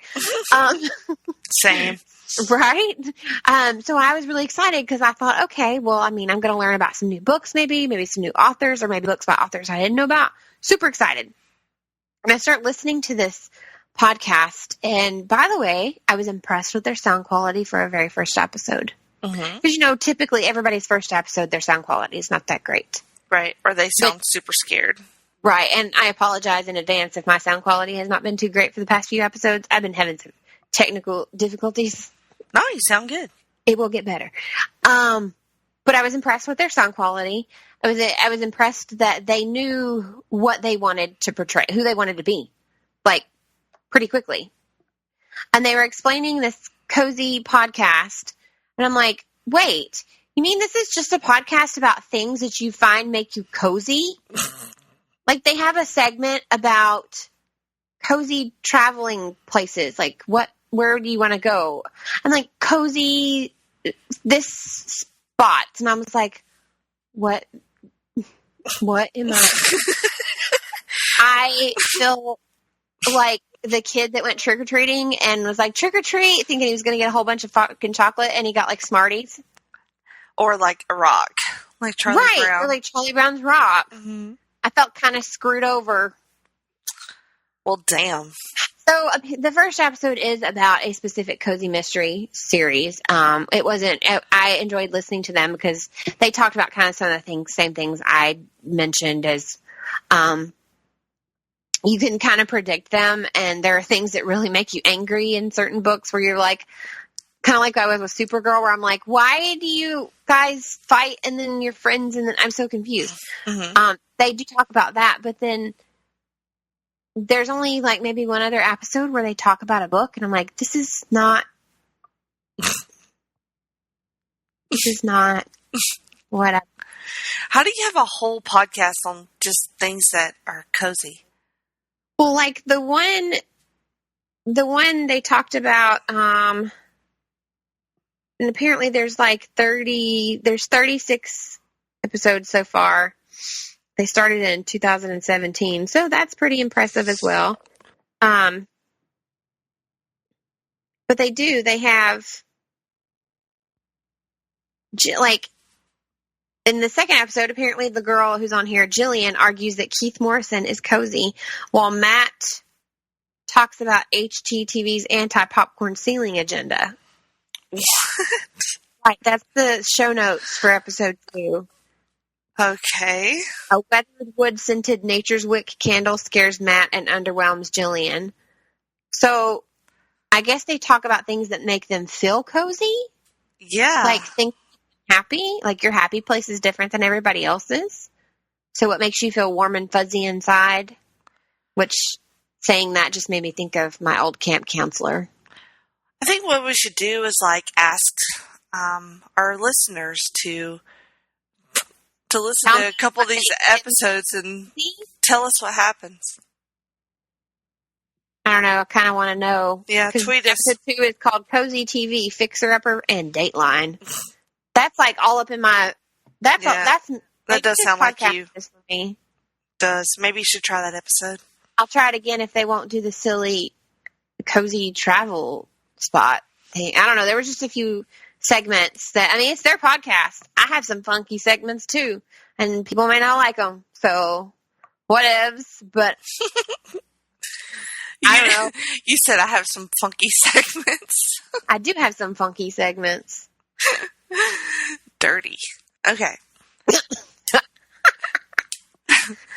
I don't. I've just been listening to the same normal things. A lot of wrestling. No See, sleep. You could tell us about that. Well, I don't want to like overly wrestle things over here, but I mean, like, you know, what happened when is like my go-to happy place, and it's Tony Schiavone and Conrad Thompson just being just literal just assholes and being funny and live watching things and like They live watch a lot of matches, don't they? yeah, like whole pay-per-views sometimes. Gotcha. So it's just delightful and I love it, and it's nonsense and it just makes me super happy. But another one that I wanted to talk about was not a new one, obviously, but a sort of a special episode of the Hard Traveling Fanboys, which you can find right here on Place to Be Nation Pop. I wonder which episode that would happen to be, Jenny. Well, this episode happens to be the okay, so it's the Pitches podcast that is a direct sequel to the draft, the comics draft. So in the first half we drafted comic book characters, writers, artists. So in the second half of the project is where you take all these things and then you have to make fake comic books using them. So there's a bunch of rules on who you can use and how many times, and you have to write 10 or 12 to 15 books. So I did that. I just came up with ideas for these characters, and a lot of it was, like I talk on the pod, it just like reading their wiki and like, because a lot of these characters I don't know much about, so I just tried to like find out parts of their history and like try to spark an idea that way. Sometimes it would just be like a conversation that I had would spark an idea. And so anyway, that podcast is me and Nick Duke and Greg Phillips and Russell Sellers and Tim Capel and Todd Weber and a new guy named Mitch Oakham. So we all sort of laid out our ideas, and all of this you can read on the website. You can read all of our pitches for our comic books, and we had everybody who listened to that, or not everybody listened, but whoever wanted to could submit a pull list. So you would read all of our pitches and pick out the best 15 or so books that you wanted to read, and then make you a pull list and submit your ballot. And then based on those ballots is who wins the draft, if that makes any sense whatsoever. So this is like the results show. So we get to find out who won the draft, and then talk to everybody talks a little bit about, their books, and then people can ask questions of each other. So it was a fun time, of course. And, I think the right person won, and, just check it out. Doubtful it'll be out by the time this is out, so look for that around maybe the end of November. I just want to add that I think you are truly downplaying how much work you guys put into the whole process of this. I mean, I said it to you and Greg privately, but I'll say it here, in that when I was talking, because you talked to me when you were creating your stuff, when you were trying to get your stuff together, saying, hey, does this sound stupid? And I was like, God, no. This is one of those shows that I would love to participate in, but I will probably never participate in because the work that you guys have to put into it. I'm not saying I wouldn't want to do the work. It's just, I am so blown away when, like, I read the stuff, and I was really, really bad. I didn't get my picks in on time, but like I read like these pages and pages of like, everyone picks a name, like what their publishing company's name would be. And then they have all these different books, and you make like the title and who the writers would be, and who the the artist would be, and then you give it a synopsis. Mm-hmm. For how many books did you guys do a piece? 12? 12 to 15. I think I did 14. Okay. So for between 12 and 15 books, each person that is participating in the podcast is creating this. And it is, if you don't listen to the podcast, but you at least read all of these ideas, they're just fucking phenomenal. Like, I don't know, you guys just did such a great job. It was super hard. Like, I ended up not turning in a list because I like started writing down and then I wasn't paying attention to time and I just didn't get it in time. It wasn't me like, but it was still really, really hard to choose just 12 to Phil. Like, oh, definitely. Yeah, that's the biggest part. Extremely hard. So I don't, you sold the show. It was great, but I don't want anybody, I want people to understand like the work that every single one of you put into the product that they're going to hear. 'Cause they're just amazing. And then you're like, why isn't this a thing? I need this to be a thing now. Like, why is this not a thing? Because like you said, it's hard. Like, we had plenty of time, and just me being who I am, I'm a procrastinator at heart.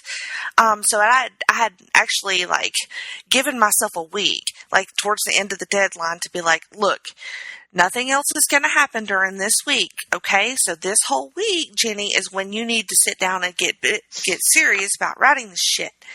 So I told myself that for like 3 weeks. I'm like, okay, just shut up, Jenny. I'm going to do it. Okay. So like, real Jenny was talking to like future Jenny, and then future Jenny was like, fuck you. Anyway, so. And then like tired Jenny was talking to and then, hungry like, Jenny. Drunk Jenny was in there too. So it was a fucking mess. And so during. It was like the Council of the Whales. Exactly. So during that week, guess what happened? Hurricane Michael happened. Right. During that week. He just messed up all kinds of stuff. So it just, it was like, I was like, are you fucking serious? So I was crunch time. I mean, we got lucky because we didn't get hardly anything from the storm. I mean, like, we didn't even lose power, even though we like fled to Mississippi because I'm an idiot. But anyway. No, you're not an idiot. You couldn't have known. I mean. Right. So you did the best thing. Yeah. But we got lucky, and so then it was just like this mad scramble to like figure this shit out. And, it was stressful, and I did complain about it, but it was like mostly because I felt like I was failing it, not because I didn't want to do it. It's because I wanted to not be the one that sucked the most, because there's a lot of funny, creative people on that panel, and I didn't want to like girl it up. You know what I'm saying? Because there's a lot of things that come with being the only girl on something.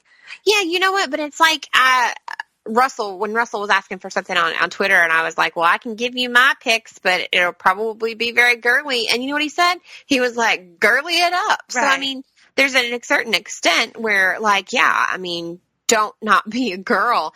But truly, even with you telling me it was rushed, like, seriously, I want everyone to just read the pitches. Of course, listen to the podcast, but, like, these pitches, they're just amazing. Like, truly, you're reading some of these going, I need this to be real. Yeah. Like, for sure. And I don't mean some of them and then, like, the others are bad, but there's just, because of personal preference, there was a huge chunk, actually, where I was like, can I just, like, send this in and be like, I need this to happen. How do we make this happen exactly as written here?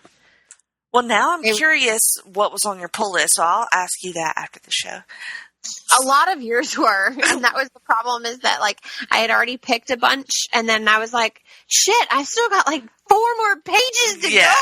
Like, I did the same And then thing. I was stressing out over my picks and trying to deal with Jerry was sick, my nephew was here, Caden was getting sick, there was a hamster catastrophe, so I was like, something's got to give, and it will be this fake. Right, and it ended list. up being my picks. I don't blame you.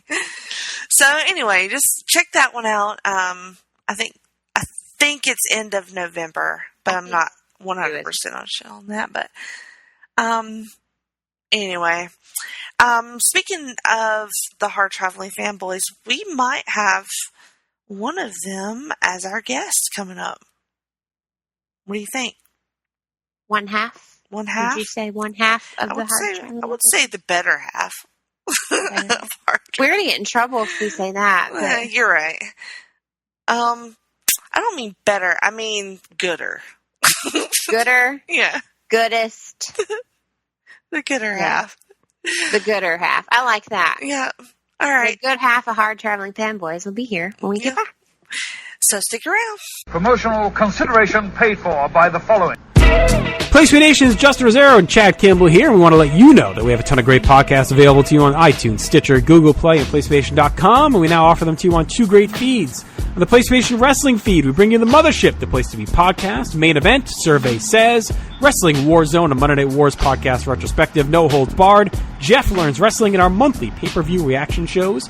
On top of that, we're also dipping into the vault, re-releasing the entire catalog of where the big boys play for your enjoyment. And in addition to these full-length shows, we also deliver special network pod blasts on topics old and new. The Place to Be Nation Pop feed is loaded with great content, offering such tremendous shows covering the land of pop culture, such as Geek and Sassy, Talkin' Pop, the Glenn Butler Podcast Hour Spectacular, Sunday Groove, PTB in Play, Freak Out Drive-In, Songs with Friends, Looking Forward, Looking Back, and Lucha Undead, as well as a veritable podcast heaven for comics fans with the Hard Traveling Fanboys, Sellers Points, Conversation Comics, DC Post-Crisis Management, Marvel Age, and Marvel Age Masterclass, plus weekly pod blasts that cover the gamut of comic topics. The feed is also filled with insightful sports content, including the NBA team, This Week in the NFL, and more. And you can find all these current shows, plus archives of our past podcasts, including The Kevin Kelly Show, as well by subscribing to both feeds on iTunes. And while there, be sure to rate and leave feedback as well. All of these shows, plus others available at PlayStation.com. We cover pro wrestling, sports, movies, comics, in-depth stretch projects, and more. Be sure to support our site by using PlayStation.com/Amazon while doing your online shopping. And download our free PTB Vintage Vault Refresh ebooks via the links on our site. We also want to thank our friends at Boneheads Wing Bar, ProWrestlingOnly.com, and TheHistoryOfWrestling.com. Be sure to follow us on Facebook, Twitter, Instagram, and Tumblr as well. PlayStation.com, the only place to be in your pop culture world.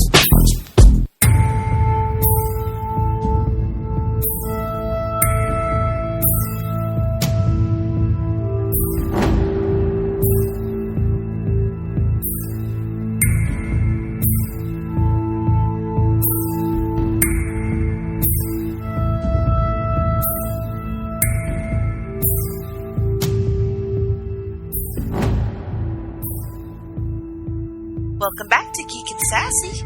Jenny, Miranda, we have a special guest. I'm so excited. It's been a while since we've seen this guy. When was the last time, was it, Miranda? I think Christmas last year, because he did the Christmas countdown with us. That is right. For a year. Right? We gotta get him on the schedule like way more often than that. I like that idea. All right, so we're talking about one half of the Hard Traveling Fanboys. His name is Greg Phillips. Hi, Greg. Hi, Jenny, Miranda. It's nice to see you again after all this time. Jesus, has it been that long? A lot's changed since Christmas a year ago. Hard candy is selling for a nickel. The stock market's at a new high. And wouldn't you know it, Glenn Miller is bringing his orchestra to town. Oh, we love you. Oh, I love you guys too. Thank you so much for having me on the show again. I'm very excited. I always look forward to being a guest on shows because it allows me to escape the inanity of having to corral Nick Duke on a weekly basis. So thank you very much for allowing me. I was going to say, I don't want that job. His wife doesn't want it either. She is a lovely woman. She's a lovely... She's a sainted woman, yes.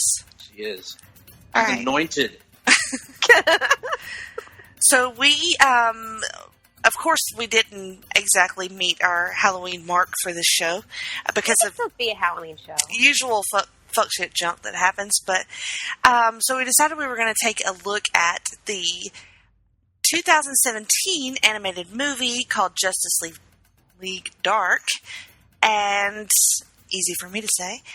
And so we're just gonna like freestyle it, you know how we do when we review. Freestyling, Tony. Yeah, let's just do that. So, I guess we could start with the cast. You've got Matt Ryan as Constantine, who I think is probably the most important character here. Absolutely. Jason O'Mara, Camilla Luddington, Nicholas Turturro, Ray Chase. The only other standout name there is Jason Mara for me. Nicholas Turturro was on NYPD Blue in the mid-'90s, I believe. And I only know that because he is also a celebrity guest star at WrestleMania 10. That is very random. Well, it is entirely for Nick, and nah. Okay. How dare you? You caught me there. Yeah, I almost called you Nick. I did. I've never done that before. Well, you are medicated. That's what they all say. I am a little medicated. I was thinking about what we were just saying about Nick, and then I went to say something and almost called you Nick. Well, I know what caused it, because Nick shares the name of Nicholas Turturro. That's what said WrestleMania 10 guest star. Yes. But it's still, and for either one of you, even if Nick had said that, it wouldn't have been that random, because, I mean... No. That's what you two do. But see, I'm a fountain of knowledge, and he's a fountain of misinformation. Oh my god. Did you guys see who did the voice of Superman, though? Who was it? Jerry O'Connell. Oh, yeah, Jerry O'Connell. He's actually... Well, Superman wasn't in this very much. No. Not much. No, very briefly. Same with Green Lantern John Stewart is only in this movie briefly. Yeah, like 2 scenes. Like, I don't even think they really listed who did the voice for that. Did they even? I mean, I'm sure he did this. It was the same guy that did the voice of someone else. Well, they do that a lot. Roger Cross, who also did the voice of Dr. Alec Holland, a.k.a. Swamp Thing. And he also did John Stewart, the Green Lantern. Who has been in a bunch of stuff. Or Mr. Roger Cross. I can't remember what he's been in, but yeah. So, Miranda, we kind of... we talked about this movie for a while. We bought it last year. We did. And tried to do this show last year. Did not end up doing that. We bought the book and the movie. Yeah, that was the original idea, was to do both and sort of have comparison. But then I think I gave up halfway through that trade because it was god-awful. I didn't think it was god-awful, but the movie is definitely better. You think so? Yeah. All right. Well, I could sit through the movie, so... Okay, what is that book that we read that we were like, I'll give it to you for free because... Oh, that piece of shit... Yeah, that I was like, you can use it for kindling. Yeah, I don't even fucking remember. Anyway, so it wasn't that bad. I believe it was Great Expectations by Charles Dickens. Shit. It was the Batman book. Yeah, it was. The Doom that came to Gotham, that's what it was. Gotham. Yeah. Clearly we couldn't remember because we were so traumatized by this book we never wanted to remember. Yeah, I was very angry during that episode, I remember. I remember we said a lot of funny things. Yeah, we did. But it's not as bad as that book. Like, I enjoyed it, but I was like, I could have read that for free on the internet and not have paid for this. Greg, have you ever read any Justice League Dark? Nope. All right. No, actually, I take that back. I read it very briefly because the only bit of Justice League Dark I ever read was the crossover Trinity War, which was a New 52 event that had Justice League of America, and Justice League Dark at odds with one another. And I did read that crossover, and it was a pretty good crossover, actually, but I had no interest in Justice League Dark and never did. Because also, I have to confess, I never liked the name Justice League Dark. I thought it was kind of dumb. Yeah. Like, why would you... It's kind of like I never liked the idea in comics of the Brotherhood of Evil Mutants, because why would you call yourself evil? Why would you think of yourself as being evil? I never looked at it that way. As being dark, like that makes sense. You know. So I don't like the title Justice League Dark. So that's why I never really read it in the comics. I wasn't really interested in. And also, the magic side of comics has always never really been my bag, so to speak. I know that for a lot of people it is, but I've never really been as into it. So no, I've not really encountered much of the book. I definitely haven't read the volume you guys are referring to. Well, yeah, don't waste your time on it. I these days I barely read good comics, so Right. I'm certainly not going to waste my time on I'm that. with you. All right, so I'm just going to be real honest with y'all. I was very meh about this movie, and that Really? yeah, like, and I think a lot of it has to do with overcomplication of the plot. I mean, can either one of y'all tell me off the top of your head what this movie is even about? Jenny, I'd love to say the answer is yes, but due to the fading memory of this old chunk of coal, I'm not sure that I can do such a thing. Miranda? I remember that for the most part, it's one of those citizens of Earth are in danger and superheroes got to save them because that's what they do. But in this case, it's edgier heroes. Right. It is edgier heroes, and there's a mystical, magical nature to everything, and kind of the Justice League is like, maybe we're not equipped to take care of this shit, and yeah. Well, one of my like pet peeves in like anything really, not just comics, but any kind of storytelling, I hate when the characters have to. And I know this sounds stupid, but I hate when the characters have to just like constantly, like.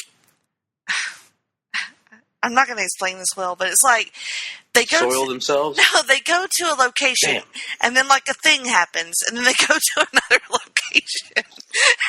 I'm not quite sure what you're referring to. Yeah, I thought you were going in a different direction. Isn't that literally every story that's ever been made about anything?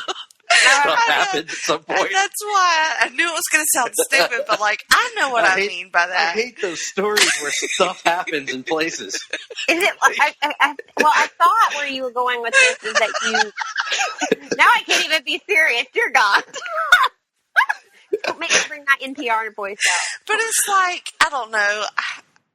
It's like a smash cut feel. Like, So your issue is the lack of transition, so to speak. Yeah. Oh, okay. That's not where I thought you were going, but okay. But I know this is an animated movie, so you have to do that. I mean, I know you have to do that. I don't know. It's just almost like a commercial would have gone there. Like it doesn't transition well. Like it's like boom, boom. Yeah. I don't know. But I like to see the travel between places. Maybe that's what I mean. Okay, no, that makes sense. You know, I thought you want to see them riding on Bruce Wayne's private jet. Yeah. Discussing matters of the mystic arts. Yes. I don't know. I'm weird. I honestly thought you were going to say I don't like it when characters have to reiterate. That's another part what's going on. Well, that does. I mean, that it does happen in here a lot too. Where and that is, by the way, that is a staple of magic themed comics because so much of it is rooted in like superstition. You know, not super. I don't want to say much. So much of it is rooted in like complicated, names and words and things like that. So they like repeat themselves. Yeah, like it's the same thing if you read a Doctor Strange comic or something. Yeah, it'll be I love Doctor Strange. By the sorcerers of Agaboo, I shall cast thee with the Glypherin stone and stuff like that. And it's like, what the hell does that mean? Right. Why are we saying this 10 times in this book already? Like, I could make this into a drinking game. Yeah, it's insanity. But yeah, so I kind of get what you're saying there, Jenny. I think what I liked about this movie kind of surprised me. I haven't liked many of the recent DC animated movies. Mm-hmm. Starting pretty much after Flashpoint, which Flashpoint Paradox was great. I love that movie. Great movie. But pretty much after that, they did Justice League War. And since then, they've done a series of probably 8 or 9 movies after that. And of the ones that I've seen, I've only liked maybe 2 of them. Because of the animation style is different now, and I don't really like it. And, and the voices were not all good matches for the characters, in my opinion. And they did weird things like make Deathstroke a League of Assassins dude and him being obsessed with power and all that, which is not his deal. But I will say this, some of the most recent ones have been getting better. The Teen Titans movies were good. And then this one I thought I thought that what made this one a little bit better is I realized that I just mainly don't like the Justice League, the new Justice League that they formed after Flashpoint Paradox. Mm-hmm. I just don't like them as much, but I like John Constantine, obviously. And I thought the thing that made this movie work to me was how Batman played off of everyone. Because I was afraid it was going to be that, like, you know, Batman's the stoic guy and everybody else is stoic and they're all at odds with each other. And they kind of were to a degree. But Batman was really the comic relief here. And you never get to see him in that role, or very rarely. So it was kind of fun, just like, that, you know, he sees all this ridiculous mumbo jumbo going on around him and his response is just, you know, almost a Rorschach type response to things, which was neat. And he's not calling the shots in this either, and so that's completely emasculated in some ways. Pretty much, yeah. So, like, basically, in the beginning, you see John Constantine and Jason Blood, who is a new character to me. Like, I don't know much about Jason Blood, and so they're doing this poker game, and apparently there's a demon that resides inside Jason Blood. Mm-hmm. Estrogen. I mean... Estrogen, the demon. A demon that only appears once a month, as it turns out. But no... that demon resides in me as well, but go ahead. And he's not just a demon, Jenny. He is the demon. The demon. Yeah, okay, so... He's the demon of all demons. Yeah. The demon Cain. He's the demon of all demons. I don't know. You can't just say Etrigan, a demon. He's Etrigan, the demon. You know? The demon. It would be like calling him Dwayne A Rock Johnson. It loses its specialness. I'm definitely calling him that from now on. Damn it. What have I created? What have you done? What have you done, Gregory? So then all this shit starts happening in Metropolis and Gotham and Washington. People start attacking other people because they think they look like demons, which I thought was some scary-ass looking animation. Mm-hmm. It was top-notch freakiness. How I felt about that animation part. You didn't like it? It's not that I didn't like it. Like, I just wasn't sure how I felt about it. I didn't like it or not like it. I was like, Did you think it was scary? It was freaky, I thought. Yeah, I think it was because it was freaky. I was like, I'm a little unsure of this. Mm-hmm. But if you're going to do demons and goblins or whatever, I think it has to be freaky to make it stand out. I agree. You know, yeah, that's very we're already true. seeing dudes that look like aliens flying around using their mental powers to, I don't know, solve puzzles or whatever. I don't know. What's the rating on this again? Is it PG-13? No, it's R. It's R. Okay, yeah. So that's what I was going to say. This is not like a kid cartoon, so I don't want them to be like little kitty goblins running around. Right. Like, I want real demons and goblins and shit. If anything, I would say with that rating, they could have steered more into that. I think so, too. Oh, they definitely could have, for sure. They kind of did. They kind of skirted with it, like barely over the edge, I guess.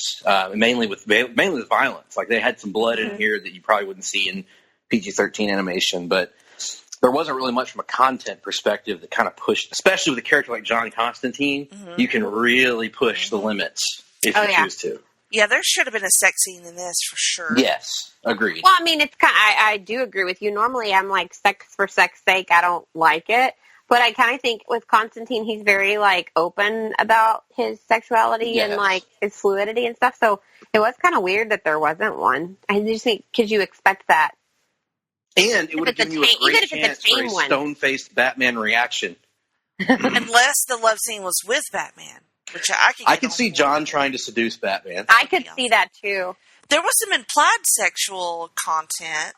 Yes, there was, yeah. Yeah, with him and Zatanna, I guess. There is in the book, too, if I remember. Even in that is something they did take from the book. It is implied that in the past, John Constantine and Zatanna got it on. Oh, yeah. There was no, like, we flirted before or we dated before. Like, they kind of insinuate, like... They were fucking, basically. Yeah. Yes. They were doing the horizontal mambo, as people call it. Yeah. So the Justice League were like, what the hell's going on? This is like magic based. Deadman comes along and possesses Batman and brings in Constantine. So Boston Brand, known for his wit, his quick wit, and his Bostonian accent. Yes, appropriately enough. What did we think of him in this movie?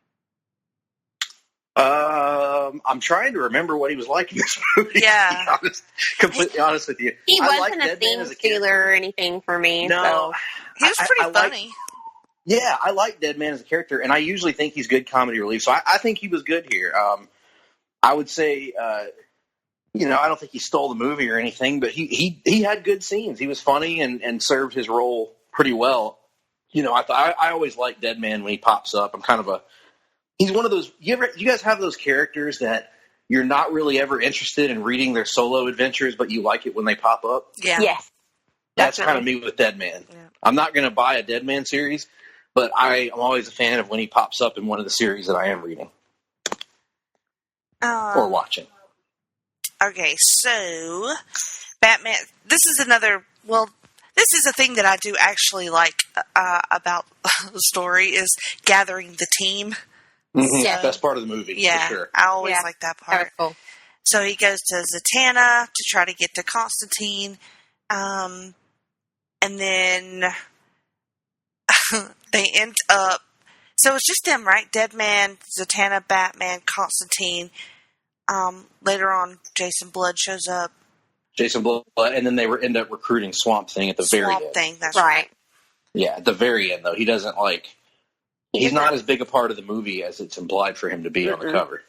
I think it's kind of grandiose to call this a Justice League anyway, but... Oh, it completely is, because John Constantine, everybody's only doing this kind of again. Zatanna's the only one that really wants to help Batman. Everybody else is just kind of doing it because they have to. Constantine certainly doesn't want to be a part of any group with Batman, but he's just along for the ride because he kind of has to be, and he feels guilty, and he's kind of, like he does with everything, he feels guilty about something, so he's along for the ride. But, it's not your traditional, Justice League story of the team coming together and, they're flying around on adventures and all that stuff. Right. Certainly not. It's really not even a big team. It's like you said, it's only for most of the movie, it's 3 people, and then you get, 4, and then technically Swamp Thing, but I don't even really count him because he's really not he plays a factor in the movie, but he's not a member of the team at any point. I mean, if you really want to include Batman and Swamp Thing, then there's 6 of them. But I mean, like you said, for the most part, it's just 4. And then probably the oddest character would be once they go to the House of Mystery, which is Constantine's place. They meet the spiritual embodiment of the house named Black Orchid. Black Orchid, yep. So that's weird. Yeah. It's definitely weird. Different. But can I be honest with you? She was actually maybe my favorite part of the movie just because I thought it was weird. But I feel like if you're going to do a movie about weird stuff, magic and all that stuff, I think you embrace the weird. And I thought this felt like, I thought her storyline too of feeling like she was, she's this non-human entity that is kind of trying to be human, and she's surrounded by a person that is a human that is no longer interested in being human because everybody he loves dies or gets sucked into the abyss or turned into a demon. We've all been there. Right. As you do. Her look was unique. I don't know if you remember anything about her look, Greg. Even though I liked her so much, I don't remember what it looked like in the movie. I know, I'm having a moment here, too. That sounds bad. But look, the good news is, there's this thing that I discovered the other day. It is called the Internet. And I am going to look up Black Orchid, Justice League, Dark in very professional fashion. I feel like I'm going to pull up Google Images, and I'm going, oh, yeah, she's purple. That's right. Right, yes. Very good. So why is she Black Orchid? Right, I wondered that, too. Why would she not be Purple Orchid? Or just Orchid? Just Orchid, yeah. Yeah, I don't know. That's a good question. Also, she appears to be pretty naked. Yeah, she's definitely naked. I mean, her and Constantine are definitely, Yeah. linked in some way. Although Deadman, kind of. Deadman wants her. Yeah, Deadman falls in love with her. Actually, it's really the greatest tragedy of this movie is that story of Deadman and Black Orchid, because it's kind of a Paulie and his robot in Rocky IV situation. Oh my Jesus! No, hear me out. Hear me out. Now, wait just a minute here. You ladies will not be judging me for this analogy. I'm going to make it all make sense right now. Okay. Okay. So Boston Brand, he's clearly Paulie in this situation. So Paulie's kind of this street tough, tough talking Philly guy, what'd I ever do to them, And then you got Boston Brand, and he's a street tough Boston guy, I guess. I don't know where he's from. I'm assuming Boston because it's his name. And anyway, he's like, I'm Boston Brand. What'd I ever do to them, And so he falls in love with this entity that is not a human, but that feels human and seems human to him. When the robot comes up to Paulie and says, "Happy birthday, Paulie," to him, probably no one had said that to him outside his immediate family since he was, 15, 16 years old. So now he's got someone that loves him, and then not love, but showing affection for him. So he reprograms the robot to love him. And in the same way, Boston Brand doesn't even have to do that because Black Orchid seems to be reciprocating his feelings a little bit, even though she's an artificial entity. And all of that is taken away in the blink of an eye. Paulie's is taken away by the need to go to Russia to help Rocky train to defeat Ivan Drago. Boston Brand's is taken away by Black Orchid being destroyed by this Destiny fellow. I don't have words right now.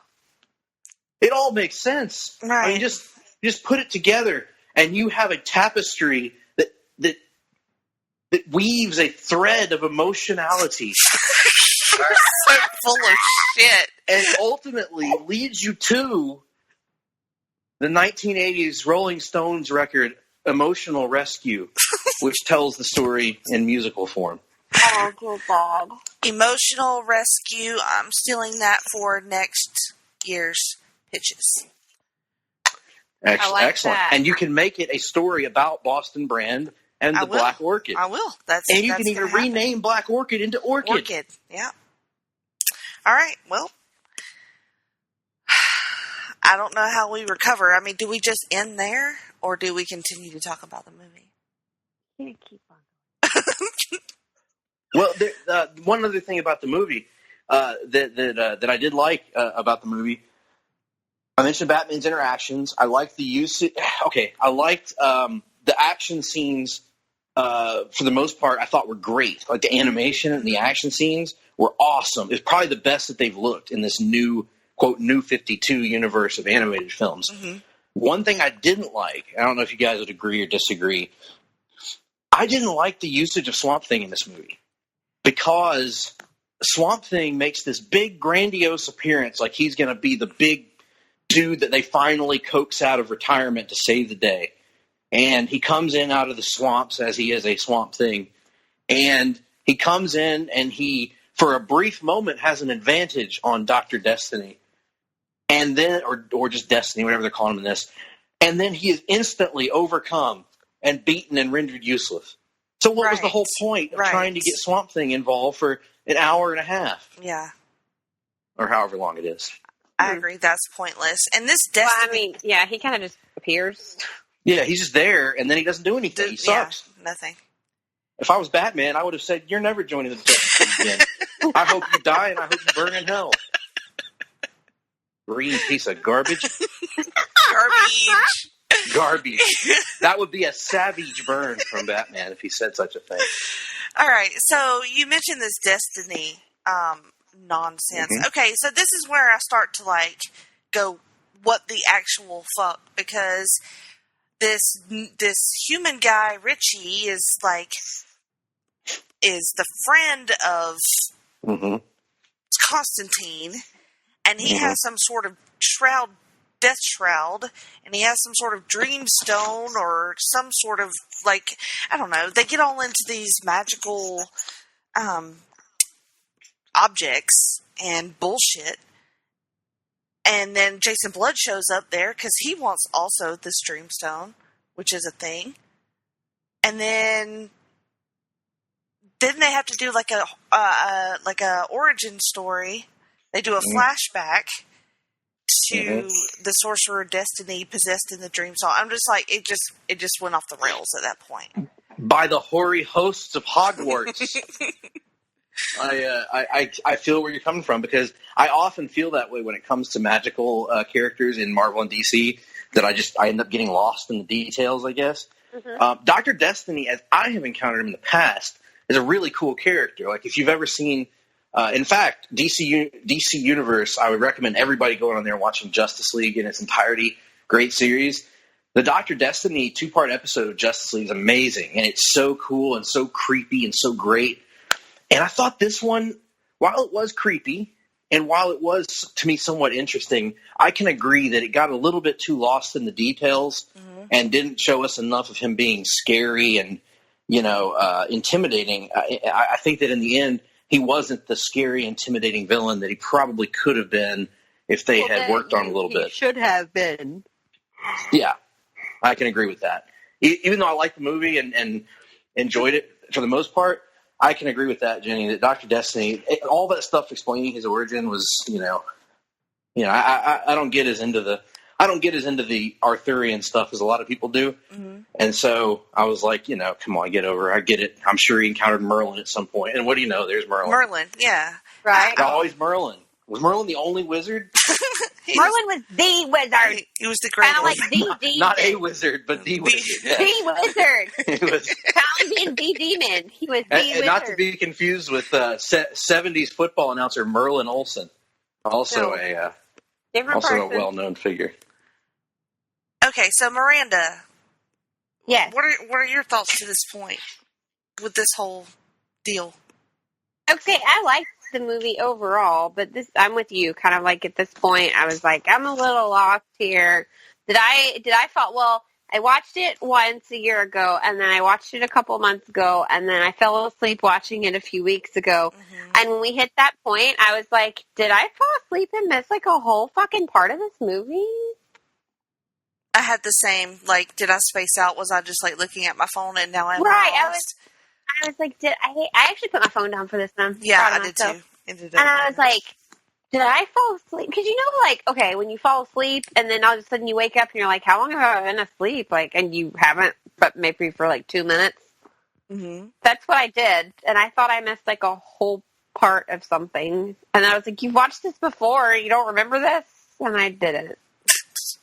Well, that sounds really bad because I wanted to be like, I liked this movie, and then I say that. But that's how I felt at this point, because I just felt like there were parts you didn't need, parts you should have had, / could have had, kind of deal. Like this guy, Richie, is, like, he has cancer, he's about to die, he's pissed at Constantine because his soul's going to go to hell when he dies, and then he ends up having... in fairness... That's a pretty good reason to be upset with someone. Yeah, that's true. Like, listen, yeah, okay. Hey, you stole a couple bucks from me. That sucks. But you've damned my soul to eternal pain. Well, that's a bit much. Well, if you fuck with Constantine, it's just kind of one of the things that's probably going to happen to you. Right, I was going to say, you can't get too pissed off when something like that happens to you because, you screwed with Constantine. Really? Constantine is a con man. His story, though, was one I wasn't sure how it actually fit in as a whole, like why we needed to be told. Did I miss something? I felt that way about a lot of this. Well, they were trying to show you kind of a little. They were trying to give you some reason to like understand where Destiny was coming from, and where, and also where Constantine's friend Mitch was coming from. And usually I'm all about giving the villains a little bit of empathy on their side, but of course. But ultimately it still comes down to Destiny. He just wants power. Mm-hmm. That's a boring motivation at this point. We've seen it so many times. Like, my God, what are you going to do with that power? Well, I don't know. Just be Destiny, Try to take over the world. Try to take over the world. You do it so much better than I do. And and try to come up with increasingly pretentious names for yourself, Right. Yeah. But what holds the movie together for me, because I agree with you about all this Destiny stuff, what holds it together is I really liked the chemistry between all these characters. The kind of sexual tension between Zatanna and Constantine and Batman, because Batman and Zatanna have a history, and I really enjoyed all of the playfulness when you throw in Black Orchid and Boston Brand. The interactions between the characters held it together. The baby faces, so to speak. Right. The heels in this one are not very good. I can completely agree with you on that. I was not. I have to say, I was not surprised by the big surprise about Constantine's friend. Right. That he betrays him. Yeah. Didn't surprise me at all. It was an ineffective swerve, bro. Mm-hmm. And then spoiler alert, but he ends up going to hell anyway. Yeah. He goes to Hades. I guess he just deserves it now, because he was trying to fuck over them. I don't know. He liked that Jesse boy. I thought he was killing my mama. Oh God! Whacked him on the head. Yeah, I thought Zatanna had some good moments here. Oh yeah, she was great. I like her in general, so unless it's just a complete flop, it's hard for me to be like, oh, I didn't like that. Kind of like with Constantine, I adore Constantine so much that I'm like, I think that's why overall I like the movie. I love Zatanna. I love Constantine. So I think because those two had decent parts here. I know it's a cartoon, so people are like, what do you mean decent part? Overall, the way that it was written and voiced, I enjoyed their two characters enough that it made me overall enjoy the movie. I could listen to Matt Ryan as Constantine read the phone book. That is true. That is very true. Well, let's talk about the Jason Blood and estrogen deal. Because he gets wounded, the Jason part of him, and then he's separated from the demon, right? Yes, and he no longer has to say, "Gone, gone, the form of man, arise the demon Etrigan," right? Or estrogen. So then they do a sort of sad wispy part at the end there because they bury Jason, and then he's there and he's like, well, I've been attached to this guy for 900 years or whatever he says, and he's super sad about it. That kind of got me at the end, even though I didn't give two shits about Jason Blood. That was the biggest surprise in the movie to me, because I have encountered Etrigan a lot through mainly through the cartoon universe. He appears first in an episode of Batman the Animated Series, and as Jason Blood and the Demon Etrigan. He pops up again in Superman, I believe, and then he's on Justice League, I think 3 or 4 times. And so I knew the story pretty well of Etrigan, and I read a little bit of the comics from the 70s, the Jack Kirby comics, which is good stuff. I'd recommend them. But I've never seen a version of the story, at least in my encounters, because I'm not an expert or anything, but I've never read one where they were actually successfully separated and that Jason is actually allowed to finally die. So that really caught me off guard. And to your point, it was an emotional moment, and it was a well done moment, and it was genuinely surprising in terms of, okay, where do they go from here in this, this universe of what's is Etrigan going to have to be bonded to someone else now, or I don't know how it works. So, I thought that was pretty well done, actually. It kind of makes me wish, as much as I didn't care about him through most of the movie, by the end, after that, I'm like, well, shit, if they had cut some of that bullshit that I didn't care about and then focus a little bit more on Jason Blood, it would have been a little bit more effective, even though it was pretty effective at the end. The stuff at the beginning I thought was pretty scary. I just remembered it. The stuff with Superman kind of being haunted by ghosts or whatever. Right. I thought that was pretty effective, even though I hate their stupid version of Superman. Yeah, he looks so fucking weird. Yeah, I don't like that. I don't like the way they draw him, and I don't like the way that he talk. I'll tell you this, until the amazing Death of Superman movie that they just did, which is maybe my favorite recent DC animated movie for sure. But like until that one, I had never, and no knock on Jerry O'Connell, I just never liked his Superman. The whole time that he's been doing him in this universe, I've not liked his voice. It never sounded like Clark Kent to me. And I hate to say that because I have nothing against Jerry O'Connell, but he just never sounded like it's easy for somebody to sound like Batman, but like, I don't know, Superman needs to sound like, I don't know, reassuring in some way, I guess. And he never has a Superman. Like you hear, I know it's going to sound really cheesy, but you almost want you almost want the voice actor of whatever superhero you're watching to kind of, like I was mentioning earlier, like we hate reiteration, but we kind of like want their voice itself to reiterate what they are and what they stand for. And so you need that voice to kind of bring that over. And I like Jerry O'Connell, but does his voice scream like hope and saving the day? Not really. The other thing that is very difficult with voice acting in general is when they bring in people that aren't professional voice actors, people that do this for a living, that are maybe stage actors or film actors. One of the things they struggle with is not sounding like they're reciting lines in a animated movie.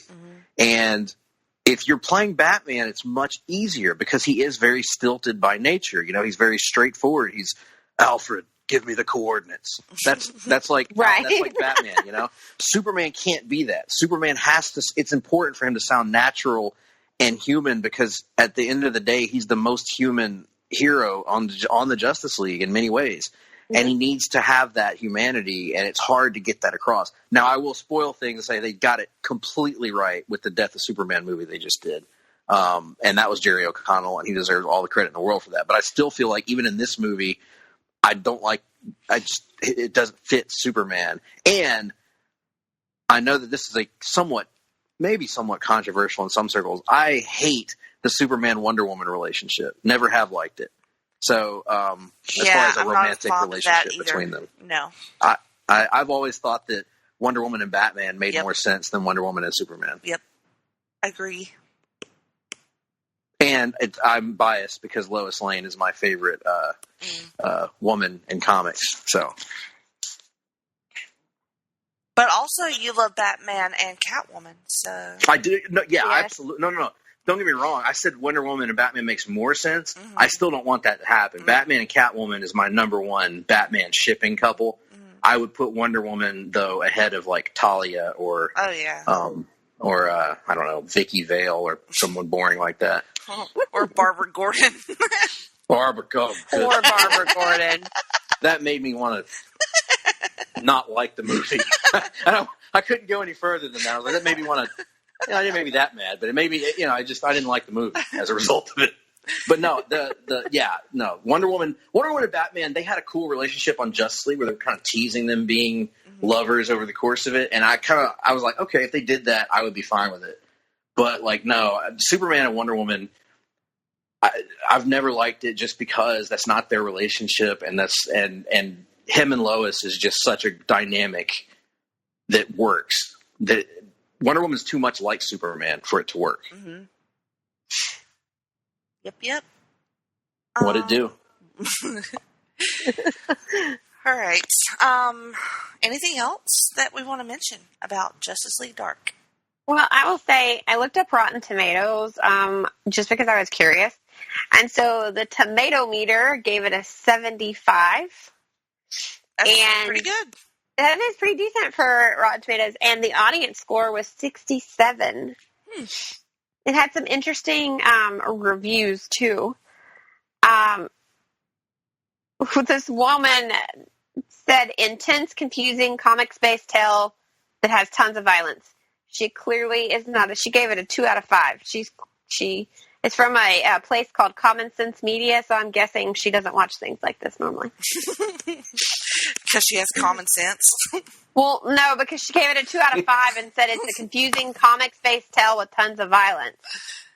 Well, confusing, yes. But that was like... There's really not that much violence, though. No, there's not. But I was like... there could have been more. She said what my 12-year-old could say. It's about a comic book, and there's some ass kicking. Like, you know what I'm saying? Like, Yeah, I think I think 67's fair. I think I would say that it was I think it was a pretty good movie. Is the best I could say about it. I won't go worse than that or better than that. So 6 out of 10 seems fair to me. Okay. So I found another one that gave it a 4 out of 5. They said grounded, flawed, dysfunctional, and fun. They don't pretend to be altruistic or pretend to get along. However, they know when it's time to get down to business. Would you agree or disagree? I'd agree with that. Meh, maybe. Meh. Ginny's a meh. Meh. I'm like solid 4 out of 10 on this. Oh, wow. That's the Bret Hart rating. You realize that? That's what Bret Hart gives every match now. 4 out of 10. Well, no. I love how you're slowly morphing into Richard and Tommy Boy. He seems like a nice guy. Oh, my God. oh my God, I might be Richard from Tommy Boy.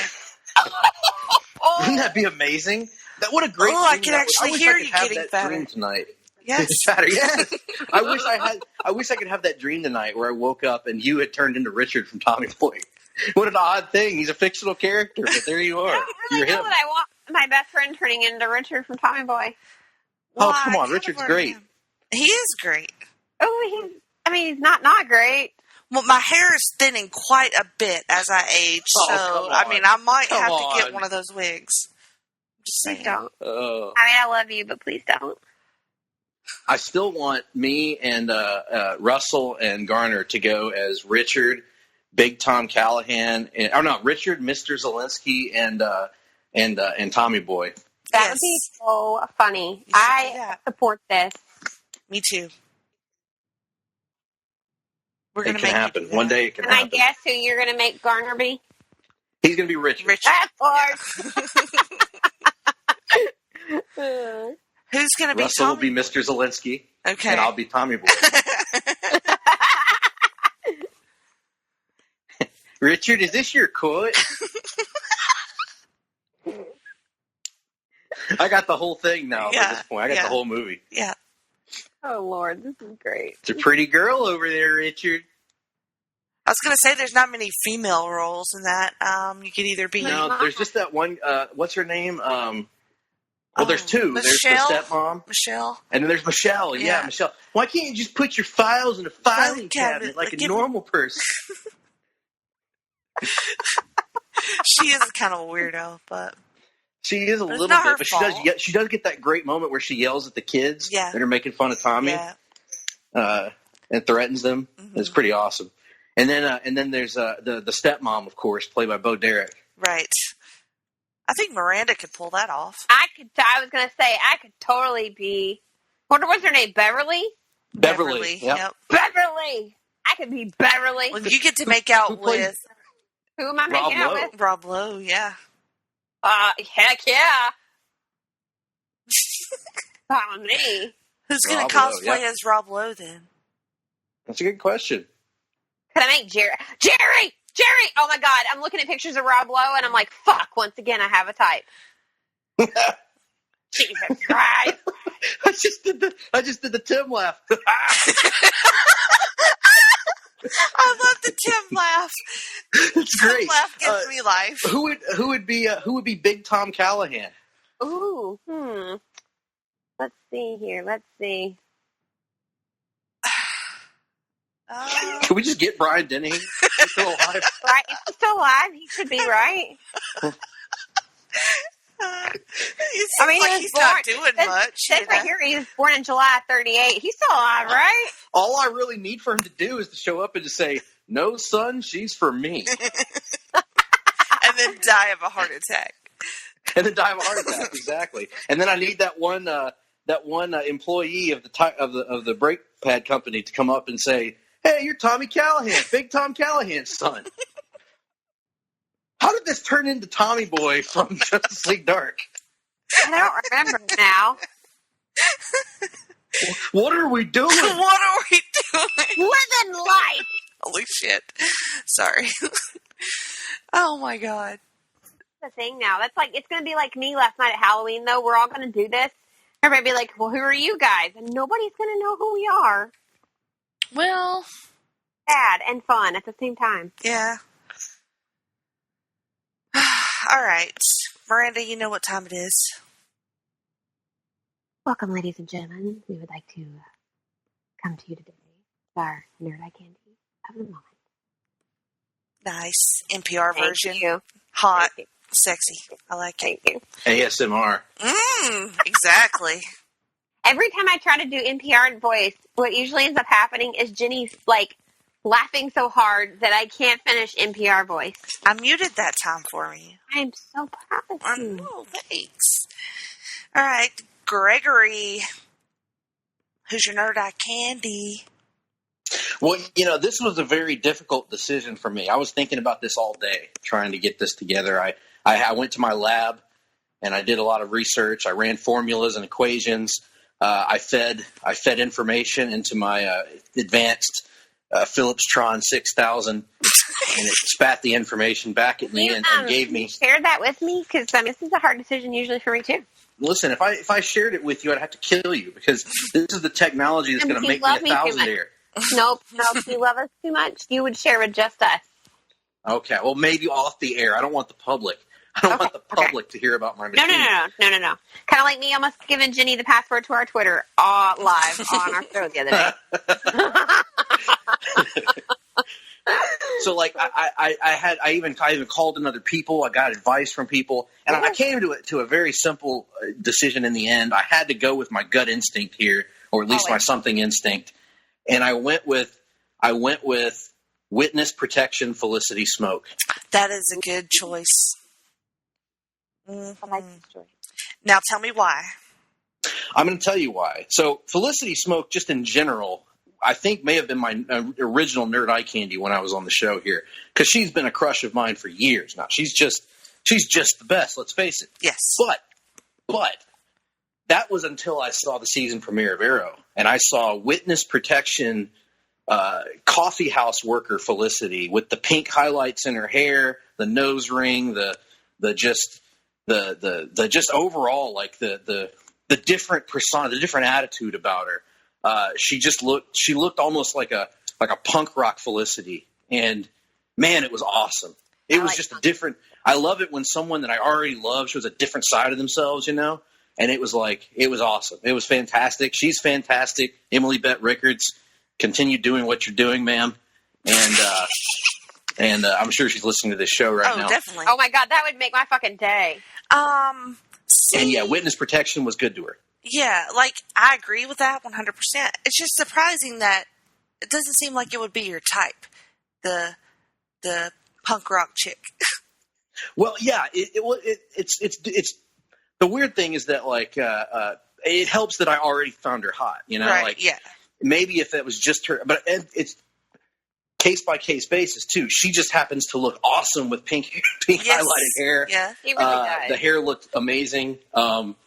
So it wouldn't work for me with everybody, because everybody's type is different. But yeah, she's maybe not the typical type that I might go for, but she's amazing. Well, I approve of this. Put me in Witness Protection. Am I right? Yeah. All right. Miranda? No, you're going next.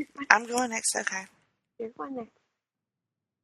So earlier I talked about this show that I watched on Netflix, and it is called The Haunting of Hill House, and there is a character named Luke Crane on that show, and his real name is Oliver Jackson Cohen, and he is extremely beautiful, even though in the show he's like a crackhead most of the time.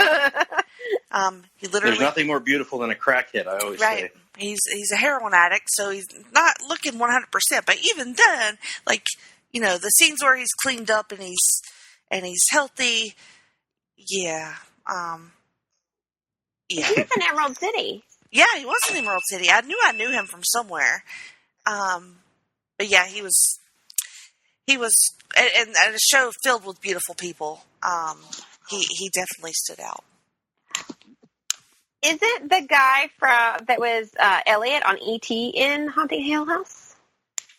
Grown-up Elliot. Is that who that is? I don't know, not him. I'm saying No, I know told, the lead guy. Maybe it is him. Yeah, I was told that it was Elliot from E.T. I've heard some chatter about this. I seriously didn't. I haven't checked it via IMDb or anything, but I have heard somebody had posted and they were like, "Whoa, holy Elliot, you grew up." Yeah, he's hot too. I have an observation. Now, I know this is just because his real name sounds like a polite British serial killer. You're not wrong. Could you repeat his real name for me, Jenny? Oliver Jackson Cohen. Oliver Jackson Cohen here. I'd like very much to steal your spleen. It could work. But the name Luke, that seems like a hot guy name. Oh, Luke is a hot guy name. Luke yes. is like one of those just powerful names, you know? Luke is usually a hot guy. So the guy that was Elliot on E.T. is Henry Thomas, and he was young Hugh Crane. That's right. Yeah, dude. So yeah, because everybody was like, "Holy Elliot, he grew up," and he's excellent. Yeah, he's really good. I haven't got to watch it yet, dude. Do you know? Speaking of child actors that grew up, I was just having a conversation at work the other day about how weird it is now that Haley Joel Osment has grown up, and he's just like a regular pudgy guy, but he's still got the Haley Joel Osment child face. You know? It's really weird. It is weird. Yeah, he's got this big Amish man beard and stuff, but he still looks like the 12-year-old. He still looks like he's 12. Yeah, it's like, oh, look at him, there he is. Looks like that kid. It's like, I see dead people. Mm-hmm. By the way, is the movie that I only watched once and I will never, ever, ever fucking watch again. Well, once you've seen it once, you don't need to watch it again. I was going to say the twist. The twist is what the movie's about. I couldn't do it. Nope. I'm out. Nope. I'll watch Saw with you, and we can slice people and dice people. But I watched that one and was like, nope. I'm done. Did you ever see the movie that came out around the same time that was kind of about the same subject that had Kevin Bacon in it called that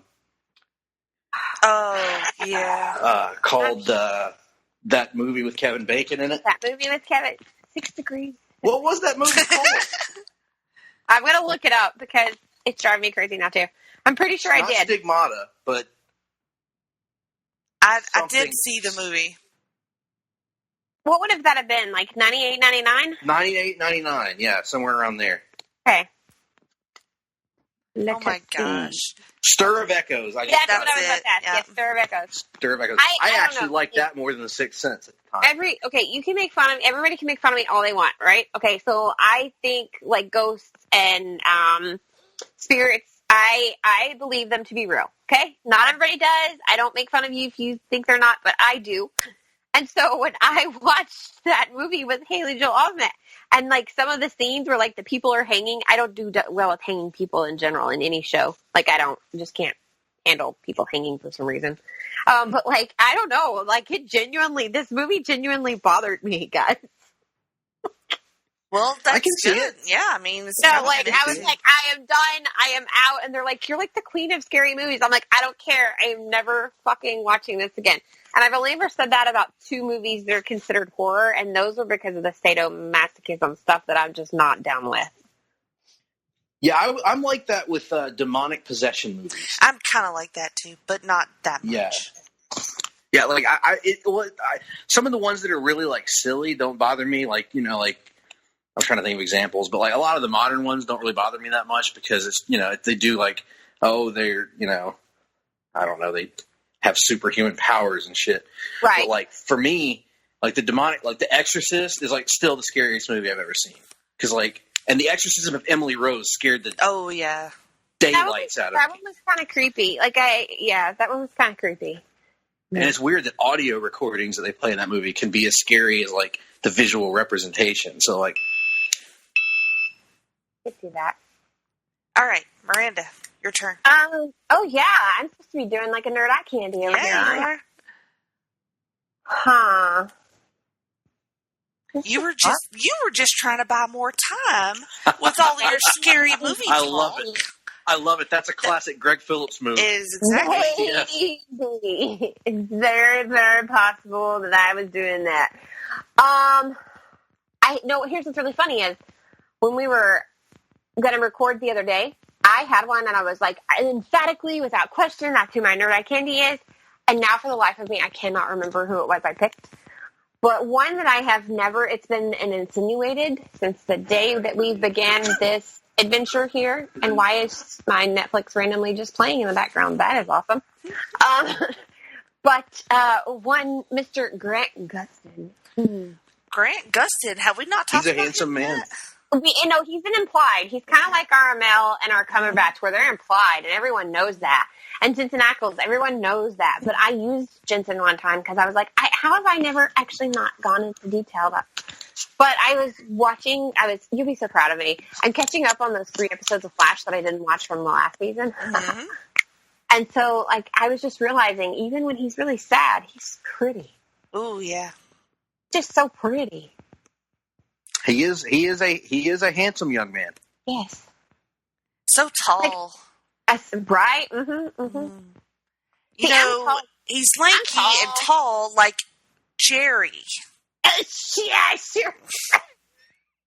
You need to go outside your comfort zone. Some of these picks. Why don't you use Haley Joel Osment as your exactly? Because I see him as a 12-year-old boy.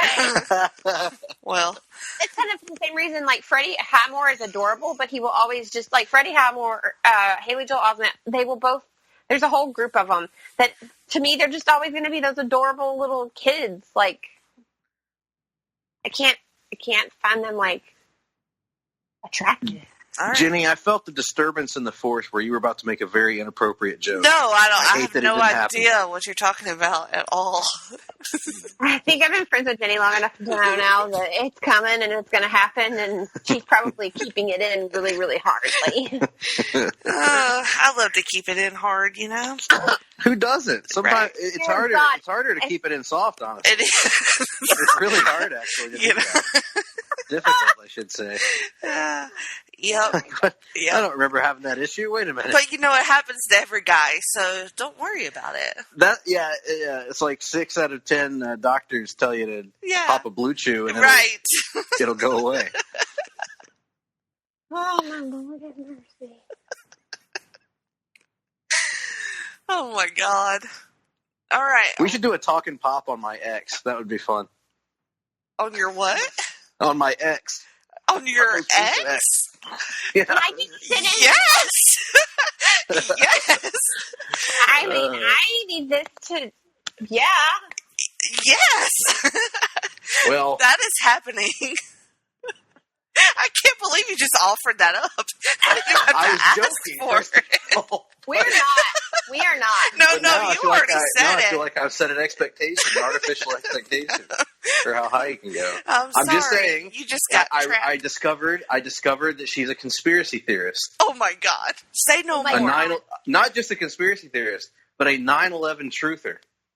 Oh, fucking hell! Okay. Yep. Well, and that's just the tip of the crazy iceberg, as it turns out. So now I'm tempted to push what I already had for Talking Pop and do this instead. I will have a production meeting with Tim, and then we'll discuss it. Oh Lord, what have I done? Yep. What have I? Let's plug our stuff, Greg. Oh, plugging stuff. Yes, see, who doesn't love to plug stuff, right? I love plugging stuff. Now, I am of course, co-host of the longest-running weekly episodic comic book podcast in all of Place to Be Nation. No. In all of Place to Be Nation. The Hard Traveling Fanboys, and you can catch us every week on the Pop feed. We just wrapped up Walking Dead month, which Jennifer helped us out with. Thank you very much. You're welcome. And we are now into the month of November, where I think this most recent show is going to be whatever we did last night when we recorded it. Black Panther. A popular movie starring the character of the Black Panther. And we did that one. And we will be doing a Green Lantern Earth 1 later this month, where Jenny will be joining us for that one. And we got a couple other things coming around the holler. We've got to have some production meetings of our own figure out. Then you've got December's going to be Aqua Month at the HDF Studios. Nice. We're going into Aquaman territory here. We're going to be examining every square inch of Jason Momoa and Aquaman. If you're enjoying every square inch of Jason Momoa, I will gladly give you commentation. Yes. And so, and we're going to be reading comics and doing all kinds of fun stuff. So look forward to that. Other than that, I'm also guest starring on other stuff that I've forgotten about by this point, but all kinds of stuff. Catch me on Russell Sellers' new podcast, Post Crisis Management. Really good stuff. We had a lot of fun with that one. What else? I guess that's it for now. And stay tuned in the future for more comic book and comic bookery ideas from our area. I like that word. Can we make that our new hashtag too? Comic bookery. I love it.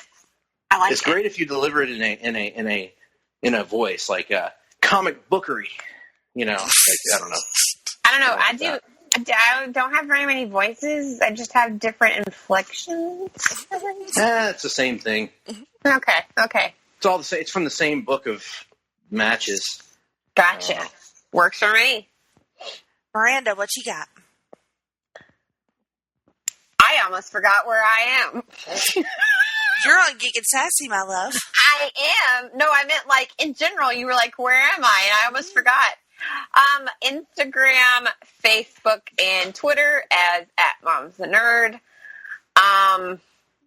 Of course, Jenny, are you in our Twitter account officially? Did you go in? Yes. Okay, I was just making sure. I did. Do you want to give out our password again? I don't want to give out our password. All right. Sorry. I was super, super heavily medicated. In no way is it Tony Schiavone. No, it is not. All right. It should be. It should be. So, yeah, I am on all of those places.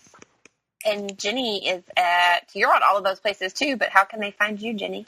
I am on Twitter, being tweeted by Tony Schiavone telling me good night and blowing my mind. All right, so I'm at Jenny Cruz 2814. I just muted my thing. I was like, I didn't hear anything for a second and was like concerned. I gotta quit playing with the mute button when I talk. And well, that's not. Never mind. I'll save that joke for off the air. And okay, Freak Out Drive-In. I just did an episode with Stacy O'Loughlin where we watched Scream. It was very funny and fun. And then I was on the Place to Be podcast. Tim and I did their Halloween episode where we watched Ready to Rumble. You sure did. I sure am good at watching movies on podcasts. And coming soon, Greg Phillips' debut on Talkin' Pop. So I don't know when that'll come out, but it'll be a good one, I'm sure. I so need this to happen. So I forgot to mention in my plugging, if people want to follow my crazy random thoughts, they can find me on Twitter at gphillips8652. And it's mainly comic books, wrestling, and well, that's really about it. Occasionally football and occasionally manifestos. Also gifts of JR. Oh, yes. Gosh, yes. If you find any new, interesting gifts of JR, please send them to me so I can have them for posterity. Sometimes they take the cool ones out. Like they took out the one of him doing the bok, bok, bok motion with his hand. Oh, no. I know, you can't find it anymore. I couldn't find one that you hadn't seen, that you had not seen before, to be honest. Well, there's lots of things I haven't seen before, and you know, I'm always open to seeing new things until I see them and deem them no longer worthy of being seen. On that note, thank you for being on the show, Greg. My pleasure. Thank you for having me on. I really appreciate it. All right, Miranda. Let's do it. Thank you for listening.